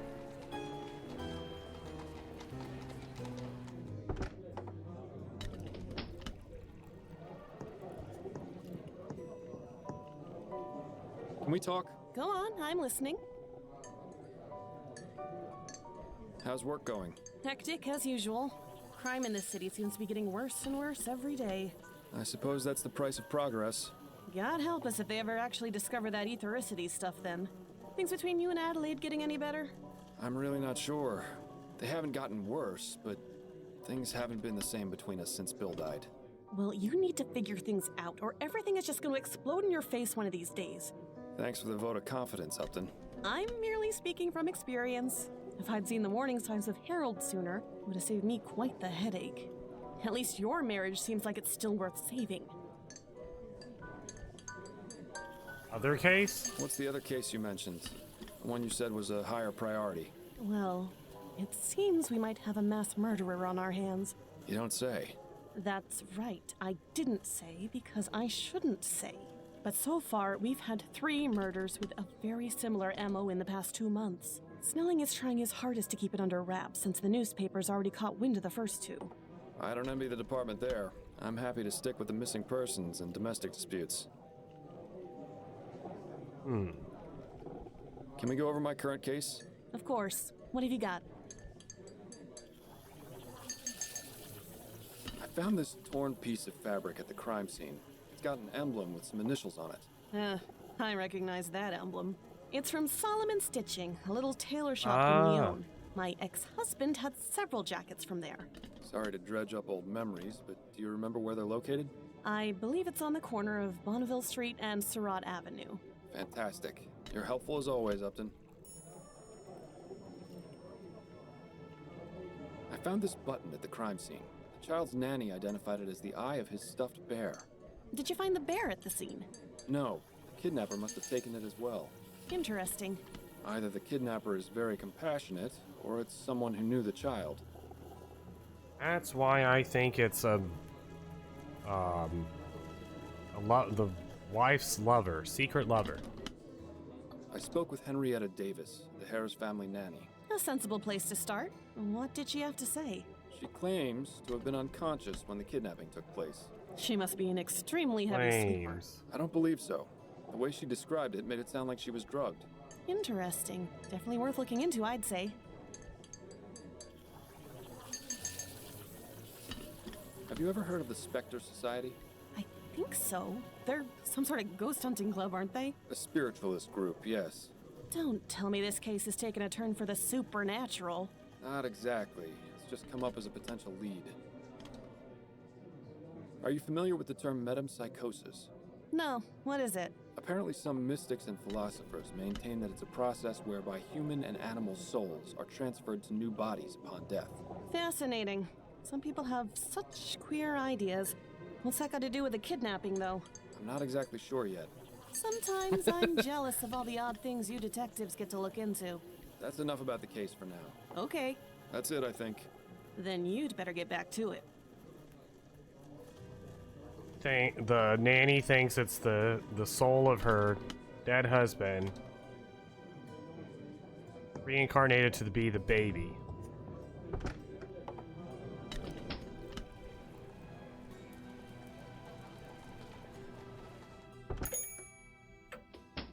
Good day to you, sir. Welcome to Solomon Stitching. I'm Jonah Solomon. Please let me know if I can help you with anything. Sure thing. Isaac Samuels, the prime minister who freed the slaves. They say even his enemies wept on the day he died. I sure hope I get to meet him someday. Year reincarnation? This guy has been in business forever. It's quite the selection, but I doubt the typical clientele of this place buys off the rack. That coat is so dull. I always prefer the ones with a bit more color.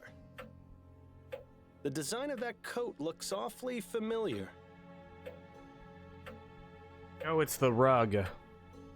Did y'all know that this rug is in every video game? Including Super Mario Bros. 1? That cloth will be a garment soon. A vest, by the looks of it. Or maybe I'm completely wrong, and it's a treasure map. Impressive collection of pattern books. I wish I'd known about this guy when I was alive. I'd have asked him to make me a suit for my funeral. Judging from the position and the lock, this is likely where Mr. Solomon keeps his money. My grandmother had one like that. I think it was meant to be relaxing, but it always felt like my time was running out. Now that it has, well, it actually is relaxing. Go figure.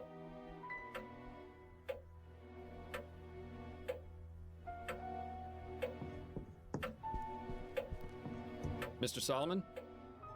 Yes, sir. How may I be of service? Oh, let me guess. You're looking to replace that old coat. It looks like it's got quite a few stories it could tell me. You should listen to the man, Miles. He clearly knows what he's talking about. Not today, I'm afraid. There's still a few more stories it has left to tell. Actually, I was wondering if I could ask you a few questions.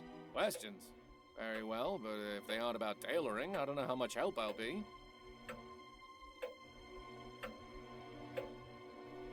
I found this piece of torn fabric with your emblem on it. Can you tell me anything about it?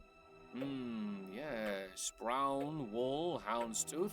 This is from one of the more popular jackets I sell. And here I thought my ability to name ales within 5 seconds of tasting them was good. This fella has me beat. Do you have any of them in stock currently? Well, sure. I've got one on the display dummy over there. Is there any way you can tell me who you've sold them to? Oh, I don't think so. I've sold at least 20 in the past month. As I said, it's a very popular style. Heck. Is there anything you can tell me about this button? Looks like it's made of wood. Not very well crafted either. Definitely not from one of my products. This is a nice shop you have. I never even knew it existed. Well, better late than never, I always say. Life has a funny way of always taking us where we need to go in the end. True. Although I think it's easy to miss out on things from time to time. Oh, of course. It's easy to overlook the details, but in the Welcome grand back. scheme of things, you'll end up where you need to be. And in this case, you ended up here. So, please, feel free to take a look around. Let me know if you find anything you like. How did you get into this business, Mr. Solomon? I was always good with a needle and thread. When I was a boy in Poland, I would help my mother with her sewing. Then, during the war with Russia, I fixed uniforms and stitched up wounds. Not long after that, I moved to Vespuccia, settled here in New Britannia. My first shop was in the Chum, but thankfully, I was very successful and was able to move to Lyon. I won't lie to you, this location is much, much nicer. It's refreshing to not have to step over drunken hobos when I open and close the shop. Oh, but that's part of the charm of owning a business in the Chum. Not much else to say beyond that. My business is my life. You seem very dedicated to your craft. That's right. You won't see any of that newfangled steam-powered nonsense in here. Everything is done by hand and with care. I use only the finest quality materials and stitch every thread myself. And that's the way it's gonna stay as long as I'm around. It's worked for 45 years. There's no reason to change as far as I'm concerned. I'll be taking my leave of you now, Mr. Solomon. Very good. I need to go, apprentice under somebody like this. I like sewing. I think it's fun. I'd run a shop like this if I had any idea what I was actually doing.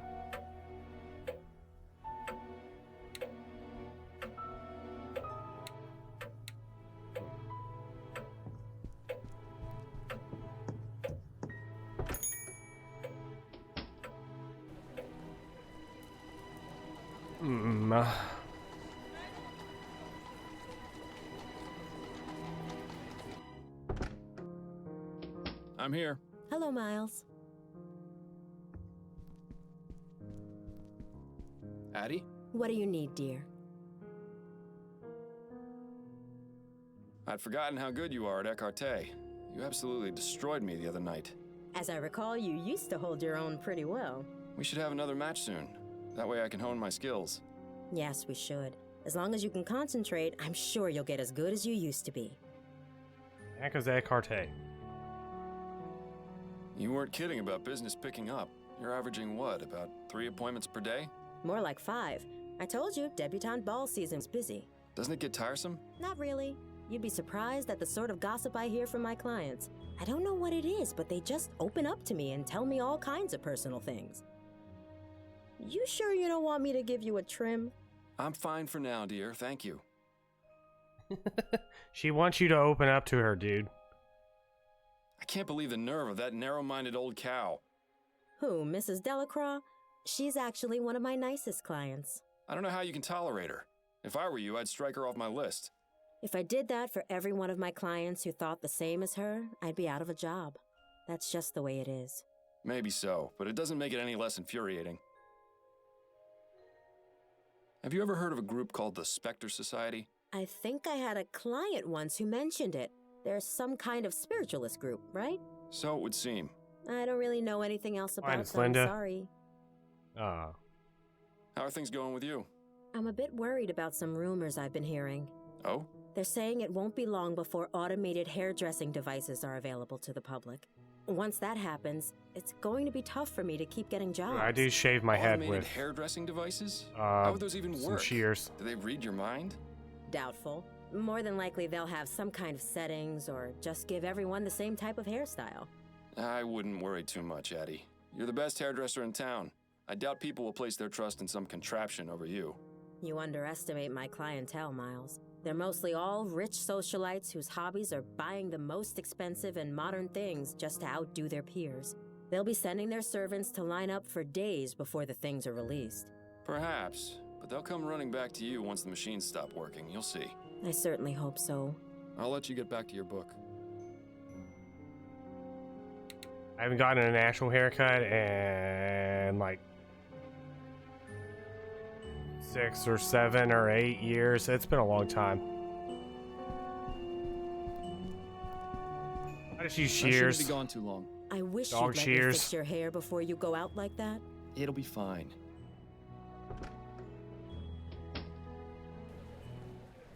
You should let her fix your hair, you ding dong.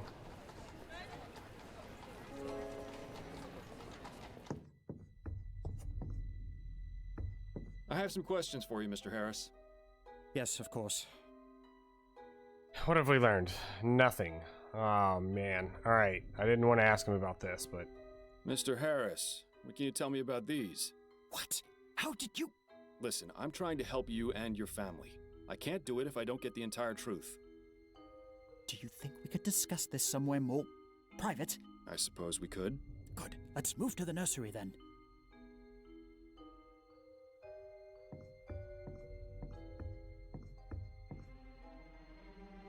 Talk to Miss Harris now. I have some questions for you if you're up to answering them, Mrs. Harris. I'll try my best, Mr. Fordham. I found this button in your son's crib. Does it look familiar at all? No, I don't recognize it. It looks like it came from some cheap coat. Is that what the ruffian who took my baby was wearing? That's what I'm trying to determine. That's all for now, Mrs. Harris. Very well. Now that button came from the doll that your child plays with. You've apparently never seen. Shall we continue our conversation, Mr. Harris? Yes, of course. Now that your wife is out of earshot, tell me about the kidnapping and what these betting stubs have to do with it. Right. As I said before, it had already happened when I got home. I had just come from spending the evening at the meadows. I see. I take it your wife isn't impressed by your hobby?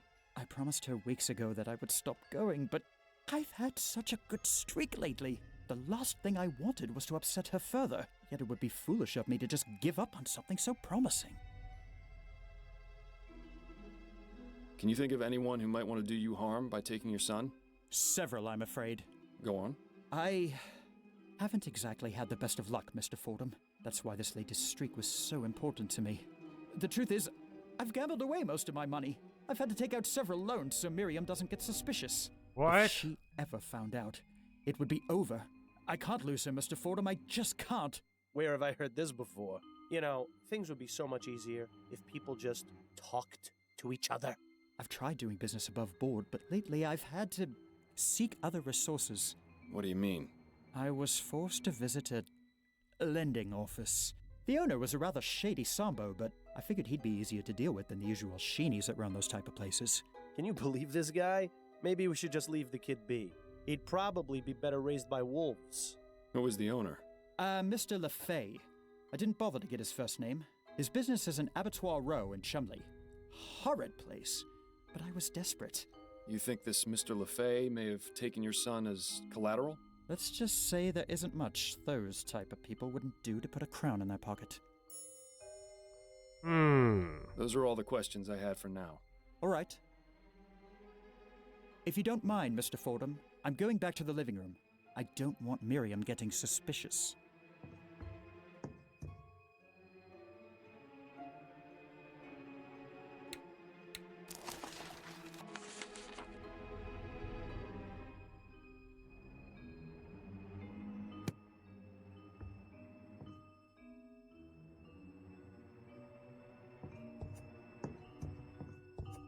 Thinking.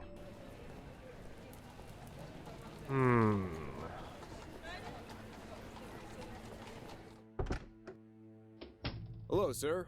Welcome to LeFay Lenders. I'm the owner, Chester LeFay. Are you looking to take out a loan?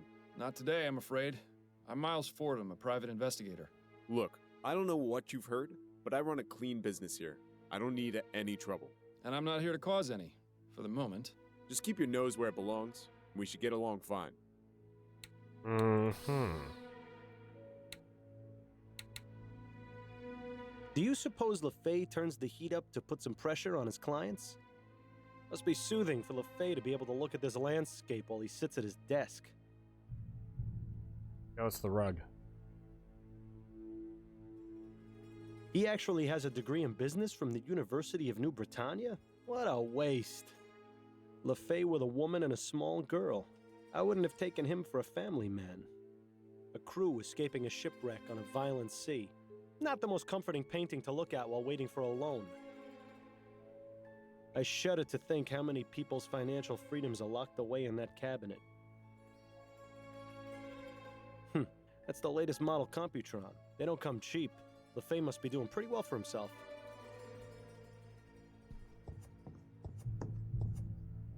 Mr. LeFay, I'd like to ask you some questions. Fine, but keep it brief. Tell me a bit about yourself and your business, Mr. LeFay. What's to tell? I lend people money, they pay me back. Surely it's not that simple. Well, of course I charge interest, otherwise I'd never make a profit. I know people don't look upon the service I provide very favorably, but without my help, there would be a lot more unhappiness in the world. How did you go about starting up this business? I didn't. My former employer, Mr. Roth, left it to me when he passed. That was rather good of him. Yes, well, he didn't have any heirs, and he considered me to be the son he never had. He was fond of my family, too. I try and keep my work and home life as far away from each other as I can, though. There's a lot of things in this line of work that my wife and daughter are better off not knowing about. I trust this guy. Tell me what you know about Malcolm Harris. Ah, Mr. Harris. Took out a loan about a month ago. Still hasn't paid me back. In fact, he sent along a letter yesterday, saying he was having an emergency and needed more time. I probably should have refused to do business with him. As soon as he walked through the door, I could tell his type. What type is that? Upper class, bored with his life, trying to escape and doing it through vice. In his case, gambling. This guy is good. Maybe you can pursue money lending if the whole private investigator thing doesn't work out. But for some reason, I pitied him and decided to give him the loan anyway. Compassion isn't exactly an asset in this business, you see. Nothing to worry about in your case, then. Aside from that, I don't know anything about him. I prefer to keep how much I know about my clients to a minimum. Makes things easier for me. Take a look at this piece of fabric. Does it look familiar to you? Sure, it looks like it came from a jacket. In fact, yes, it's the same fabric as the jacket I'm wearing. Would you mind if I took a look at your jacket? Sure, not a problem. Here.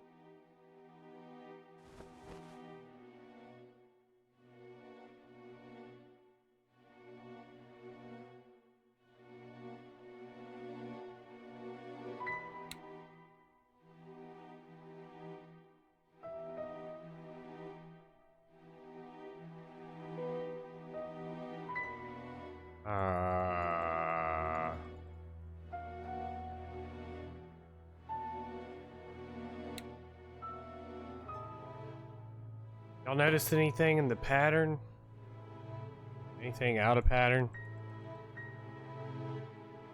Clicking randomly, but nothing's happening.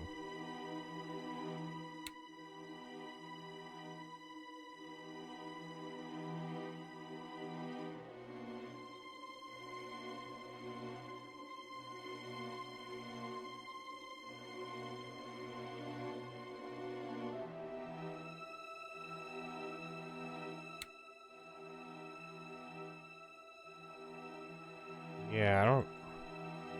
There's nothing I can, like, tug on.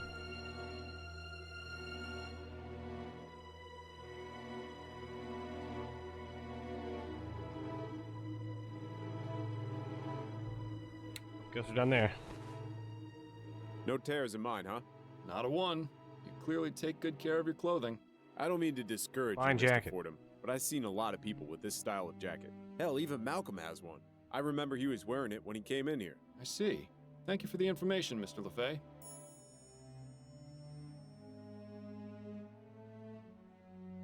I've got some more questions, Mr. LeFay. Go ahead, then. Exactly how much did Mr. Harris borrow from you? Is that relevant to your investigation?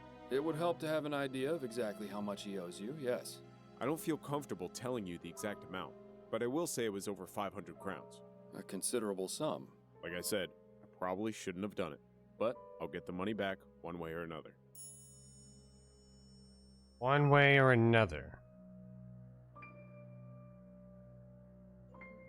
I think that's all for now.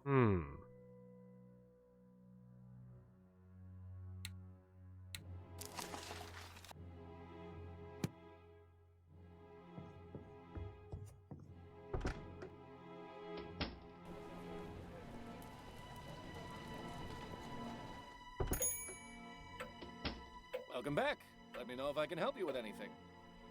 Come to think of it, I have seen plenty of people wearing that design.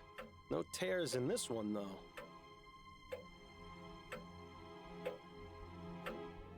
I think we've gotten all we can.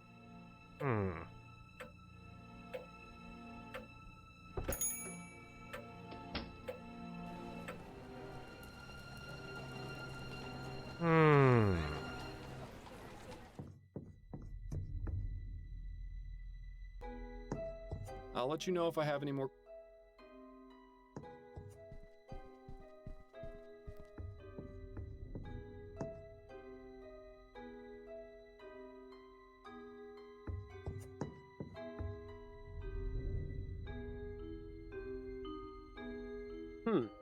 You don't suppose...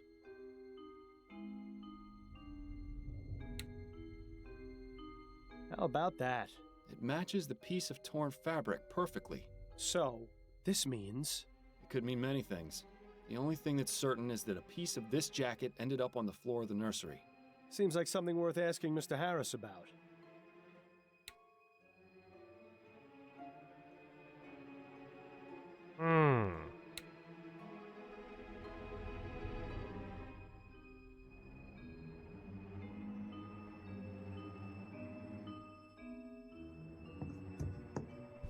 There's a handwritten note among the clothes.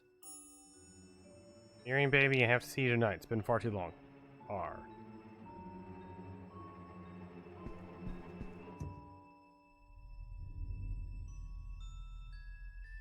I think we missed our opportunity to ask her about that.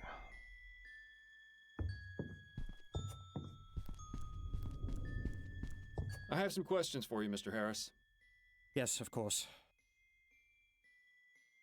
Mr. Harris, do you recall the torn piece of fabric I found in the nursery? Yes, what about it? As it turns out, one of the jackets in your wardrobe has a tear exactly the same size and shape as this one. Would you care to tell me how that happened? That can't be. I'm afraid it is. So explain it. I have no explanation. The truth is, I haven't worn that jacket in weeks. I've no idea how it was torn. Are you suggesting someone else took your jacket and wore it when the child was taken? I don't know. Perhaps someone is trying to make it look as though I... But that's absurd. Why would I kidnap my own son? Why indeed, Mr. Harris? You really think he kidnapped his own son, Miles? Seems more likely he was set up. But he also doesn't strike me as a terribly good parent. Maybe it would serve him right to be blamed for this. We've done our part. The police can handle the search for the missing baby. Those are all the questions I had for now. All right.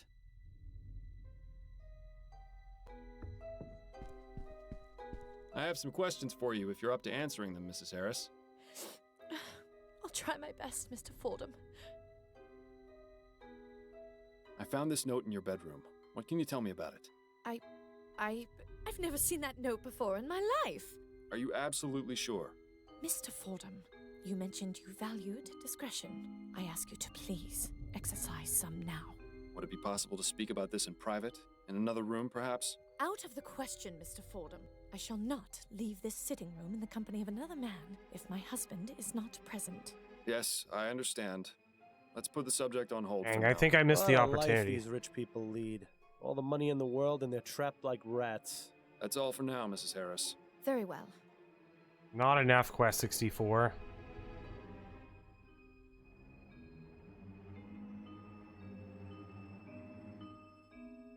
Man, when he left the room and I talked to her, I knew that was a good opportunity to talk to her about something private. I just didn't have the note.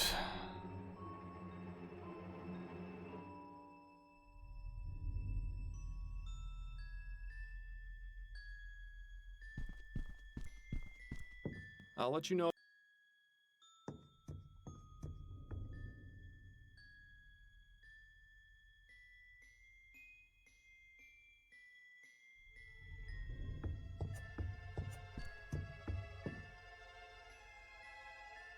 Look, you can see the... That would make it rather easy. No evidence of... Be careful not to cut yourself.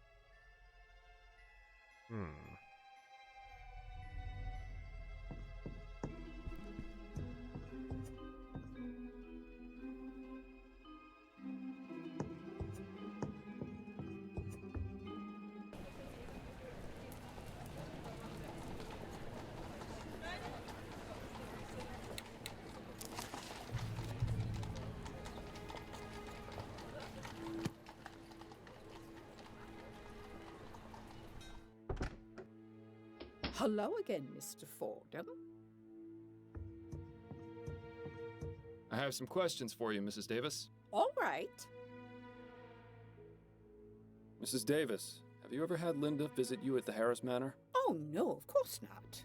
Then would you care to explain your note to her in the Spectre Society guest book? Hello, Kestel? Please, Mr. Fordham, I didn't mean to lie to you. It's just that it gets so lonely by myself in the house at night. So every now and then, I invite Linda to come over for tea and some company. I see. And when was the last time this happened? 2 nights ago? Please don't tell Mr. and Mrs. Harris, Mr. Fordham. If they found out what I was doing, they'd have Gabriel me Knight. dismissed without a reference. I won't, but I'd very much like to speak with Mrs. Walker. Do you have any idea where I can find her?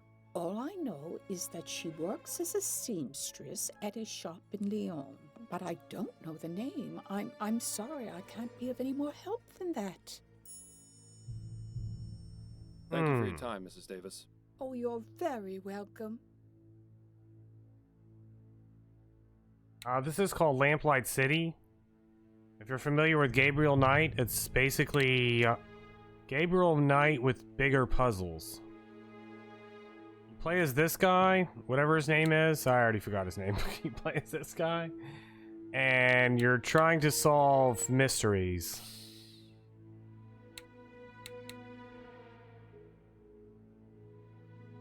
Done by the same people that made a game called A Golden Wake. But it's a point-and-click adventure game, but you have to, like, actually, like, solve the mystery. It's not a matter of just clicking on every object until you find a solution. You have to, like, think. Because if you click on the wrong object, then the mystery becomes unsolvable. The unsolvable mystery. Welcome back. Let me know if I can help you with anything. I've got some more questions for you. All right, I'll do my best to answer them. Do you by chance employ a seamstress named Linda Walker? I do, yes. Is she here? No, she has the day off today, but she'll be in tomorrow. Would it be possible to have her address? Begging your pardon, but why should I give it to you?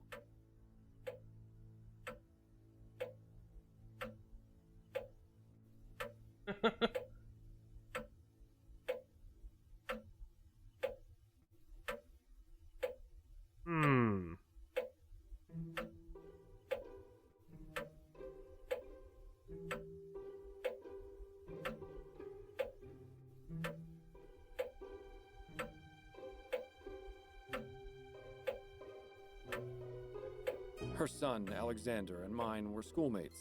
I just found a book he lent my son, and I wanted to return it. I've been trying to track her down for ages, and only just found out where she worked. Oh, I see. It was a terrible tragedy what happened with her boy and her husband. I know how private Mrs. Walker is, but I'm sure she would appreciate you returning her son's book. All right. She lives at 403 St. Agnes Street. Remember when you couldn't even bring yourself to trick people into thinking their shoelaces were untied?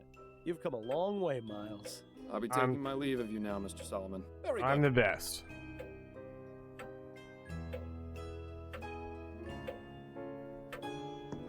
This just reminded me of Vertigo, like when in Vertigo when we had to sneak our way into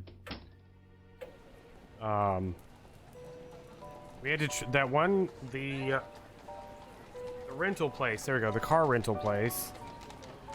We had to sneak our way into the car rental place.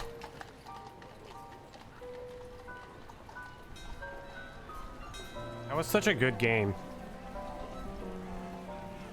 I think I said that was actually my game of the year last year.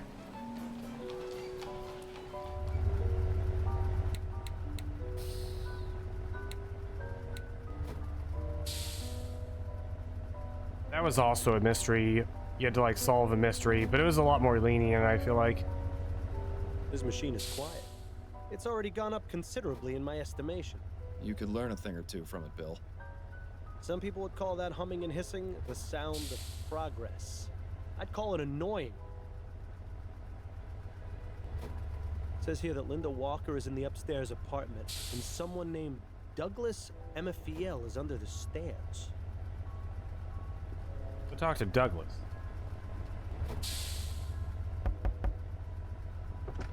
What? Who are you? Are you from the Steamworks? Afraid not, sir.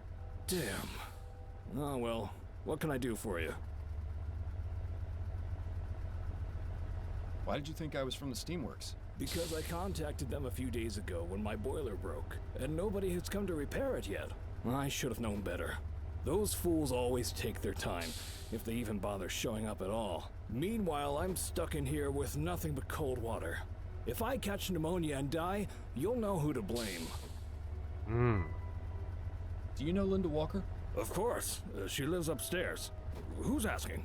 I'm Miles Fordham. I'm trying to find Linda so I can speak with her. What's your business with her? I'm afraid that's private. Well, she's out right now. You'll have to come back another time if you want to visit her. Why is she always gone? Have you got any idea when Mrs. Walker will be back? Not for a few days. She told me she was going away for a bit. Heck. Ah, that reminds me. She asked me to water her plants while she was gone. Just need to remember where I put the spare key. Sorry to bother you, sir. I'll just be on my way.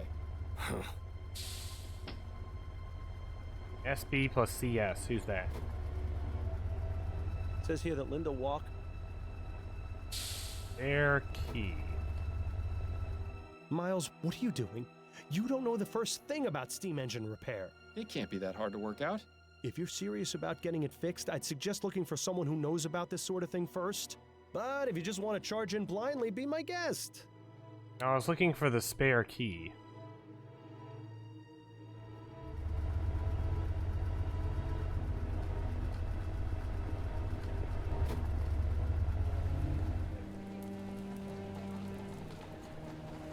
Do I know anybody that knows how to repair this? Mr. Devons? Yes?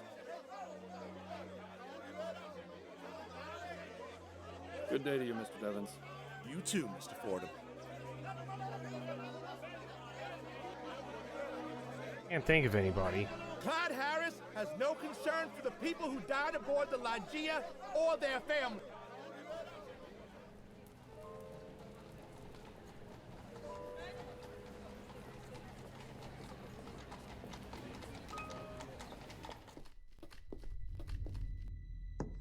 I'll let you know if...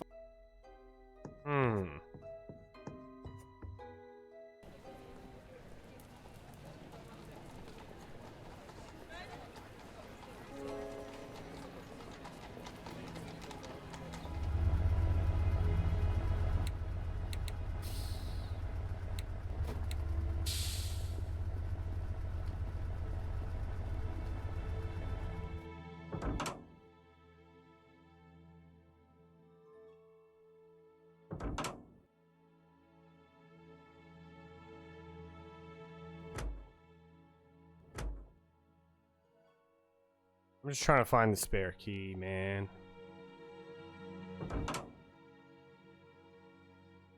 Oh god. Find fuel source.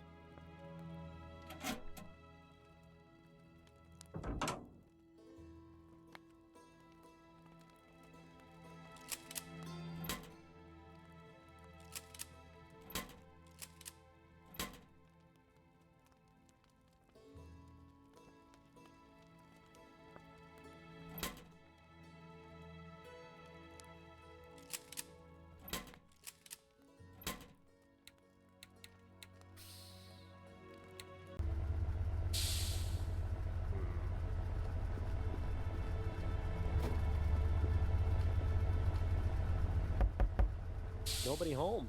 Now what?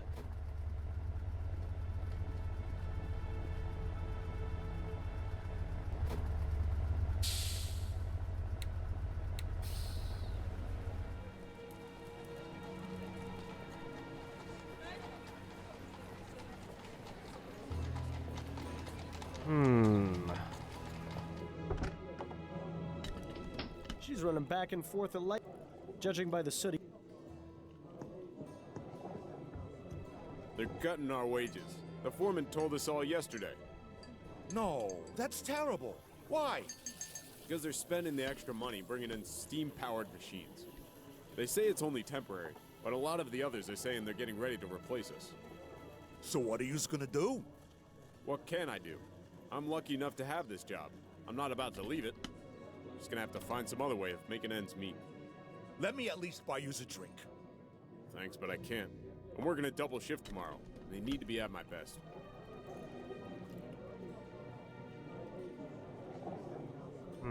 Got your eye on any ladies?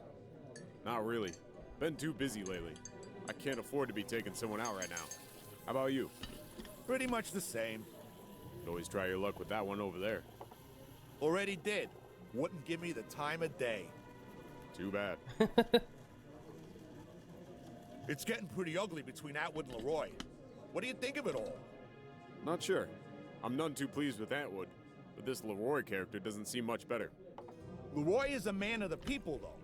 He's trying to expose the corruption of Atwood's parliament. You do know the real reason the bridge to the Chum has been delayed so many times, right? I thought it was because they don't have the money. That's exactly the type of lie Atwood is feeding everyone. It's really because they want to keep the chummies out of the rest of the city. Leroy said so himself. Not only that, Atwood's trying to bring in more automated workers. Really? Yeah. So if you're worried about keeping your job, I'd suggest voting for Leroy. I'm not allowed to vote, remember? Oh, right. Sorry. Can we talk? Go on, I'm listening. Can we go over my current case? Of course. What have you got? You wouldn't happen to know anything about repairing boilers, would you? Oh, sure. I fix 10 of them every day before breakfast. Just thought I'd ask. That's enough about the case for now. Okay. That's it, I think. Then you'd better get back to it. Best avoid that one. Reminds me of when I...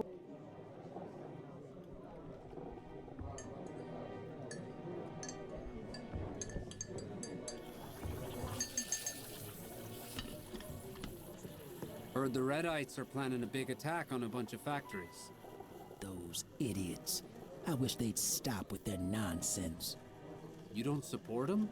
I'm surprised, especially considering a machine took half your arm. I don't believe in solving problems with violence.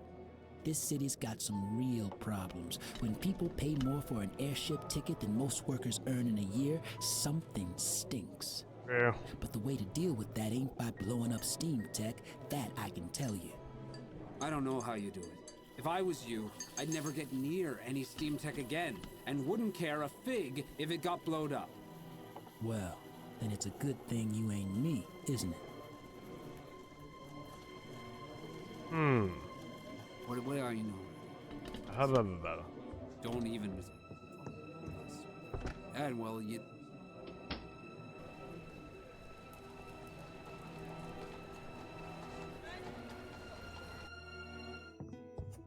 Welcome back, Mr. Fordham. I don't think there's anything she can help with. You can contact the spirits to teach us how to make or fix a boiler. I'll be going now. May the spirits guide you to that which you seek. Boiler fixer?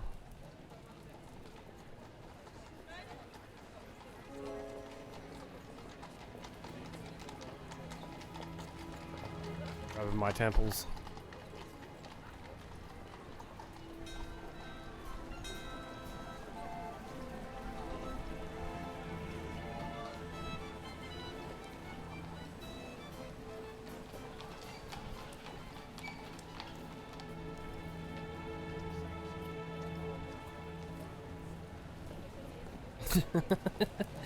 That's true.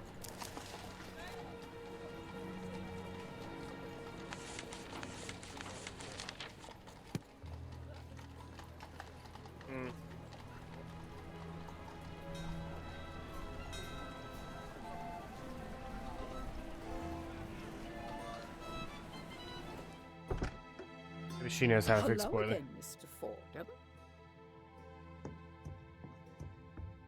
I'll let you know if I have anything. All right. Ugh. I'll be going now, Mrs. Davis.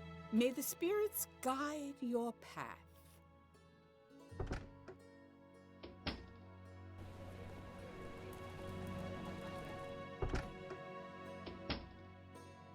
Do you suppose... I've got some more questions, Mr. LeFay. Go ahead, then. Do you know anything about fixing a steam boiler? Bit of an odd question, isn't it? I thought perhaps you might have occasion to fix your heater. I do, but when the occasion comes, I usually just call a repairman or someone from the steamworks. Fair enough. I think that's all for now. Time to look up a guide. Out of ideas.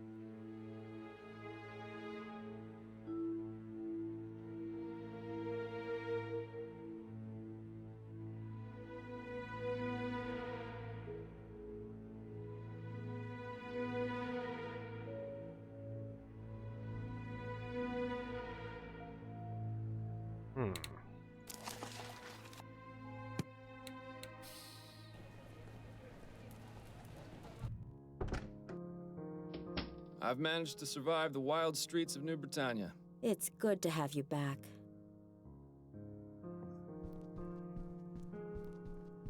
Addie? What do you need, dear? Addie, you wouldn't happen to have any manuals on repairing steam engines in your library, would you? Thinking of changing careers? No, there's just a boiler that needs repairing and I need to figure out how to do it. A boiler? What kind of engine is it? I'm not sure, but it had Whitney 200 embossed on the side. Oh, of course. That's one of the most common steam engines around, used in practically everything. In fact, the player piano at the Firkin and Fryer had one, and that thing was always going out of alignment. If that's all that's happened with this one, I know how to fix it. Used to have to do it all the time. Adelaide Fordham, you are just full of surprises. Where is this boiler? Not terribly far. It's a townhouse on St. Agnes in Livingston. Let's go then. I could use some fresh air. Not quite a player piano, but it shouldn't be too tough. Would you like me to walk you through it, or would you prefer I fix it myself? I think I'll let you handle it, dearest. Machine repair isn't my specialty. All right, let me have a look. Just as I thought. It's out of alignment. This will only take a moment. There, just like the old days. Thank you for your help, dear. You're welcome. Boilers are a lot like people, you know. Let too much pressure build up inside them, and an explosion becomes inevitable. You do well to remember that, dearest. Now, I have to be getting to my appointment with Mrs. Lapone. See you tonight.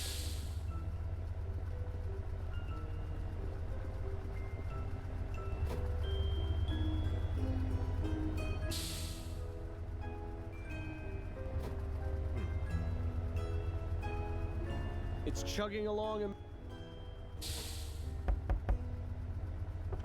Yes? What is it? I fixed the boiler for you. What? Are you serious? It's pretty pathetic when some yahoo off the street does a better job than the people paid to do this sort of thing. I owe you, friend. Did you say something about having a spare key to Mrs. Walker's apartment? Sure. I'm her landlord. I look after the place when she's gone. Got a bit of a green thumb, that one, so she puts me in charge of watering her plants. The trip up is a bit of a pain, though. My hips aren't what they used to be.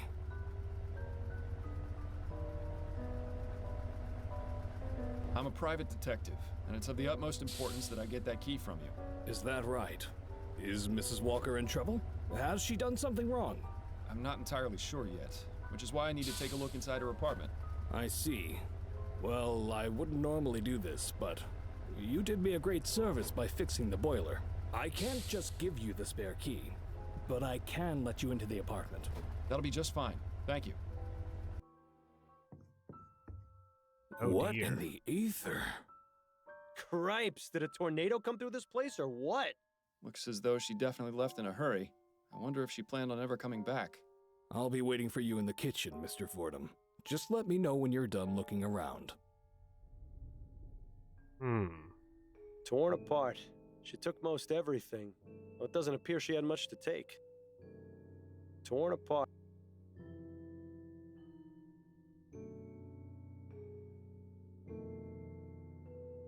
I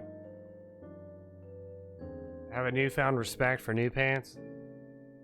And the books she left behind are all trashy romance novels. Why wouldn't she take those? They're clearly the best ones. They are clearly the best ones. Well, at least that painting cheers the place up a little bit. Nice patterns. I wonder if Linda makes all her own clothes. I also am a PSO player. It's a boy. Can't be more than 7 or 8 years old. If that's Linda's son, why would she leave this behind? Good question. A fairly recent model. Linda must have spent a good portion of her wages on it. I thought my apartment was messy. Oh, hey, Dream Boom. How's it going? You're actually gonna dig through that mess?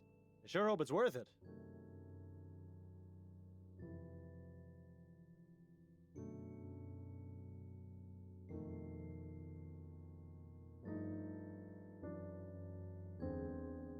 A receipt with yesterday's date. One-way train ticket to Pierre in Lorraine. Departed this afternoon. Thought she could get away easy, it seems. Well, I hate to disappoint her. Yeah, she left her ticket behind. A receipt with yesterday. Thought she could get. Oh, just the receipt. Dude, Card Revolution? This game... Okay, so this game is Gabriel Knight. If you've ever played Gabriel Knight, if you know, you know.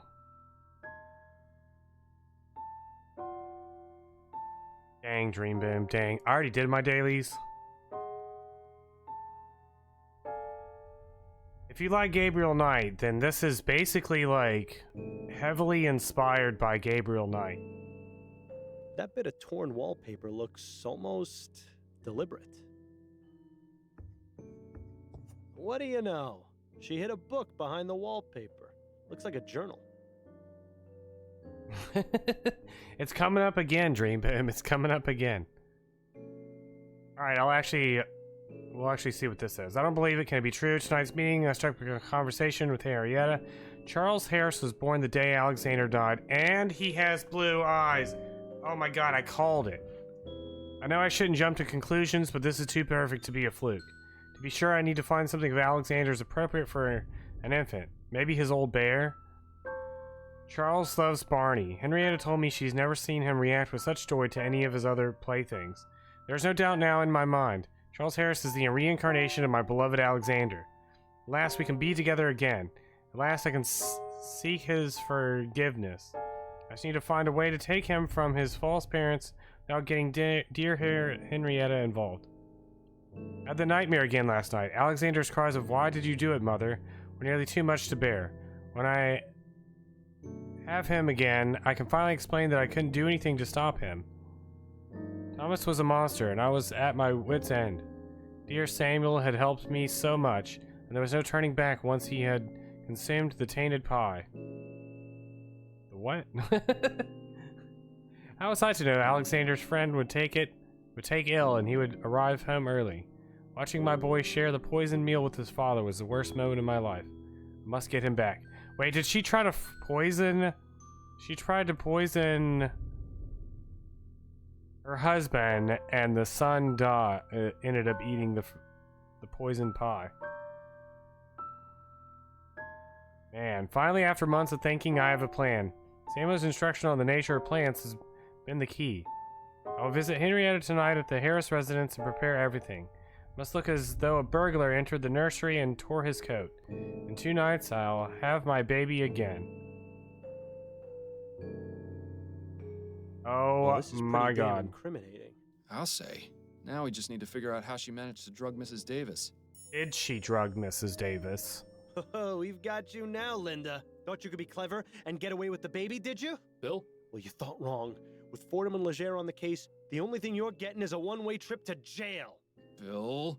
And the worst part is how sloppy she was. I mean, really? She couldn't think to pick up a button? She might as well have left a signed confession in the crib for all the good it did her. Bill, would you just shut up, for God's sake? Huh? Is everything all right? Yes, everything's just fine. I just stubbed my toe on the bed frame. You ought to be more careful, Mr. Fordham.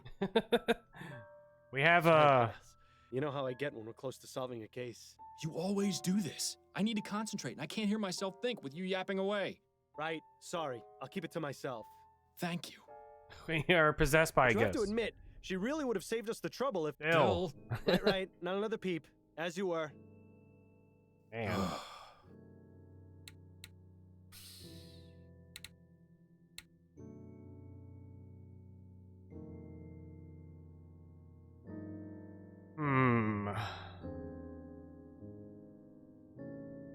I don't know about you, but I'm starting to have my fill of plants and flowers. Same.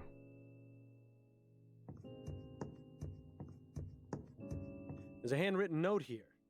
Valerian mixed with chamomile, sedative effects, deep sleep. Seems Mrs. Walker's an amateur herbalist. Maybe not so amateur. I'd love to see the look on Mrs. Davis's face if she knew it wasn't a spirit that possessed her. In fact, let's go tell her, so I can see it. You've gotten fairly misanthropic in your death, Bill. Have I? I hadn't noticed.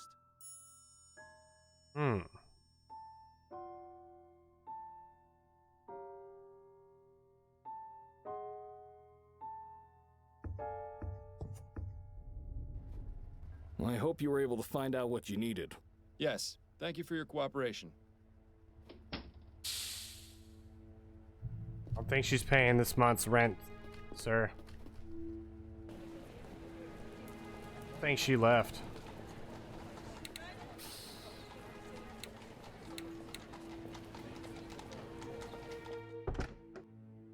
Hello again, Mr. Fordham. Hello again, Mrs. Davis. I have some questions for you, Mrs. Davis. All right. Mrs. Davis, where did you get the tea you drank on the night of the kidnapping? From my own private supply, I drink a blend of hibiscus and elderberry. It clears the mind and puts me more in tune with the spirits. Did it taste off to you? No. Why do you ask? Because I think your tea may have been drugged. Wait, are you saying? I believe Mrs. Walker used her own herbs to drug your tea, knowing you'd drink a cup the following evening. She then snuck into the house after you'd fallen asleep and took the child. Oh my word, I never would have thought. I know, Mrs. Davis, but don't worry, I'm doing everything I can to find her. Oh, may the spirits guide you, Mr. Fordham. Thank you for your time, Mrs. Davis. Oh, you're very welcome.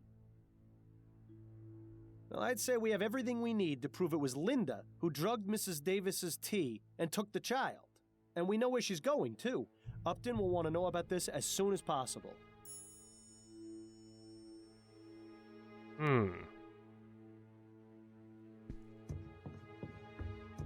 I'll be going now, Mrs. Davis. May the spirits guide your path.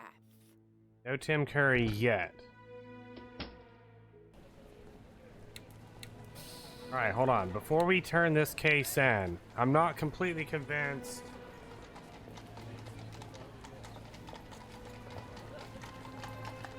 Let's do one last check-in at the Harrises. I'll let you know if I have any more. Sit tight, Mrs. Harris. Nope. Alright then.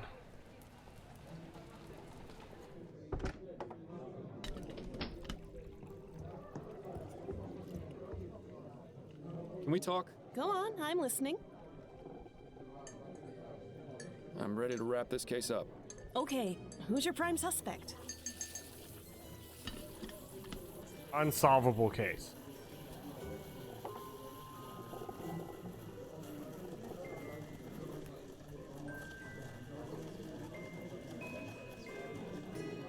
Actually, I'm not ready. Okay. Not ready. I'm not That's it, I ready. think. Then. Hold on.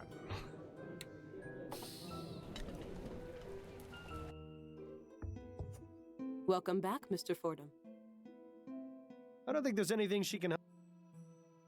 Okay then. I'm ready. Now I'm actually 100% ready.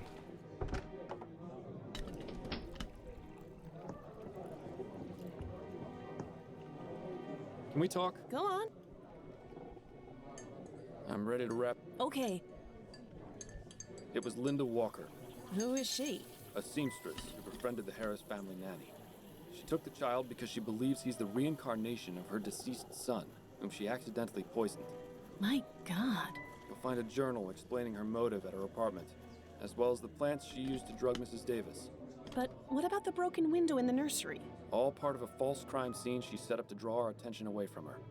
Excellent work, Miles. Did you manage to find out where Mrs. Walker is now? Yes, I found a receipt for a one-way train ticket to Pierre, which departed this afternoon. Fantastic. We can send a telegram to the train station and have her arrested upon arrival. You've done extremely well, Fordham. Snelling could only hope to have a detective as good as you again. You flatter me. Then I'd better stop before your head gets any bigger. All right, Miles. I'll go through the proper channels and report your information as an anonymous tip. And of course, I'll dip into the department's Good Samaritan Fund to get you proper compensation for your work. For now, go home to your wife. I'm sure I'll have something else for you to look into fairly Case soon. closed. Welcome to Lorraine. An awfully cute baby you got there. Oh, thank you, sir. This is my son, Alexander. Alexander. That's a good name. Strong name. Yes, thank you. I don't mean to be rude, but I'm in a bit of a hurry and I need to get to my hotel. Of course. I won't keep you any longer, Mrs. Walker. Thank you. Wait, how did you know my name? I didn't. It was a lucky guess. But now, seeing as I know your name, allow me to tell you mine. I'm Sheriff Zeke Dollarhide. Linda Walker, you are under arrest for the kidnapping of Charles Harris. Surrender the child and come with me. No, you've got it all wrong. This is my son. This is my Alexander. Ma'am, please don't make this difficult. Come along to the station and we'll get this all sorted out. Man, this crime seems like it took way less time than the last one. Addie, are you home? Still at her appointment, it would seem. You know, Miles, I have to say, I'm proud of you. Why's that? It's because you actually listened. So does this mean you'll keep What? quiet until morning? I said I was proud of you. I didn't say you were getting a reprieve. Then I need to figure out how I'm going to sleep through the night without the soporific. You worry about that too much, Miles. You can sleep when you're dead. You don't Same, ever seem Claude, to. same. That's because I slept quite enough when I was alive. In any case, I need to clear my head. The best way to do that after a case was always going for a drink at the Angel. The Angel? But you haven't been there since... Since you died. But perhaps getting back into old routines will help. Perhaps. It would be nice to see old Patrick again at the very least. Then it's settled. A drink or two at the Angel, for old time's sake.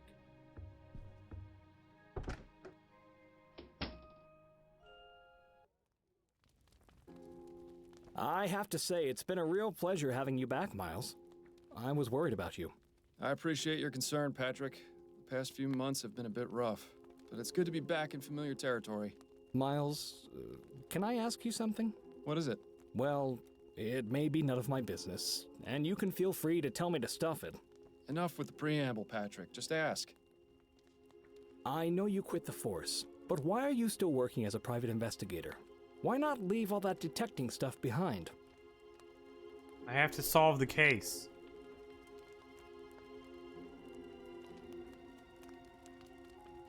It's all I know. My grandfather was a cop, my father was a cop, so I became a cop. That's just how it went. Oh, I hear ya.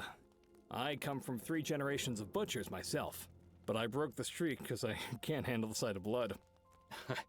If only that had been true in my case. Now then, will you be wanting another drink? I'm not sure. I've already had 2. I should probably be getting... Wait a minute. Patrick, do you hear something? No, Miles. I don't hear anything. Neither do I. Oh my Another god. gin, if you please. Coming right up. Oh my god.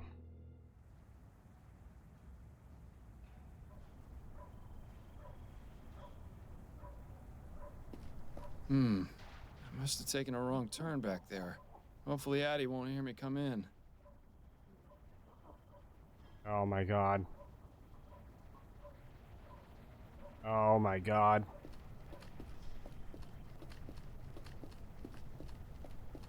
Excuse me, sir. Could you spare a shilling? Here you are. Here you are, my good man. You always were willing to help the less fortunate, weren't you? But perhaps you should start thinking about helping yourself. I beg your pardon? Just look at yourself. I may be a beggar, but even I feel sorry for you. Your voice is... I know you. You? I know you. Yes, that's right. I'm your biggest failure. What are you talking about? Come now, Miles, you're not completely stupid. You think finding and catching me is going to make things better? I don't know. It might not, but at least I'll have closure. Again with the lying to yourself. Let's say you do find me, and this grand chase finally ends. What do you do the next morning? You still have a dead partner, no real job. Your wife knows you've been keeping things from her. Even if you solve 100 cases, it won't relieve that. Don't listen to the gin, man. Inside. What's your point? I'm all you've got, Miles. Once I'm gone, A hunter is there'll nothing be without nothing the left. hunt. So just admit it. You don't want to find me.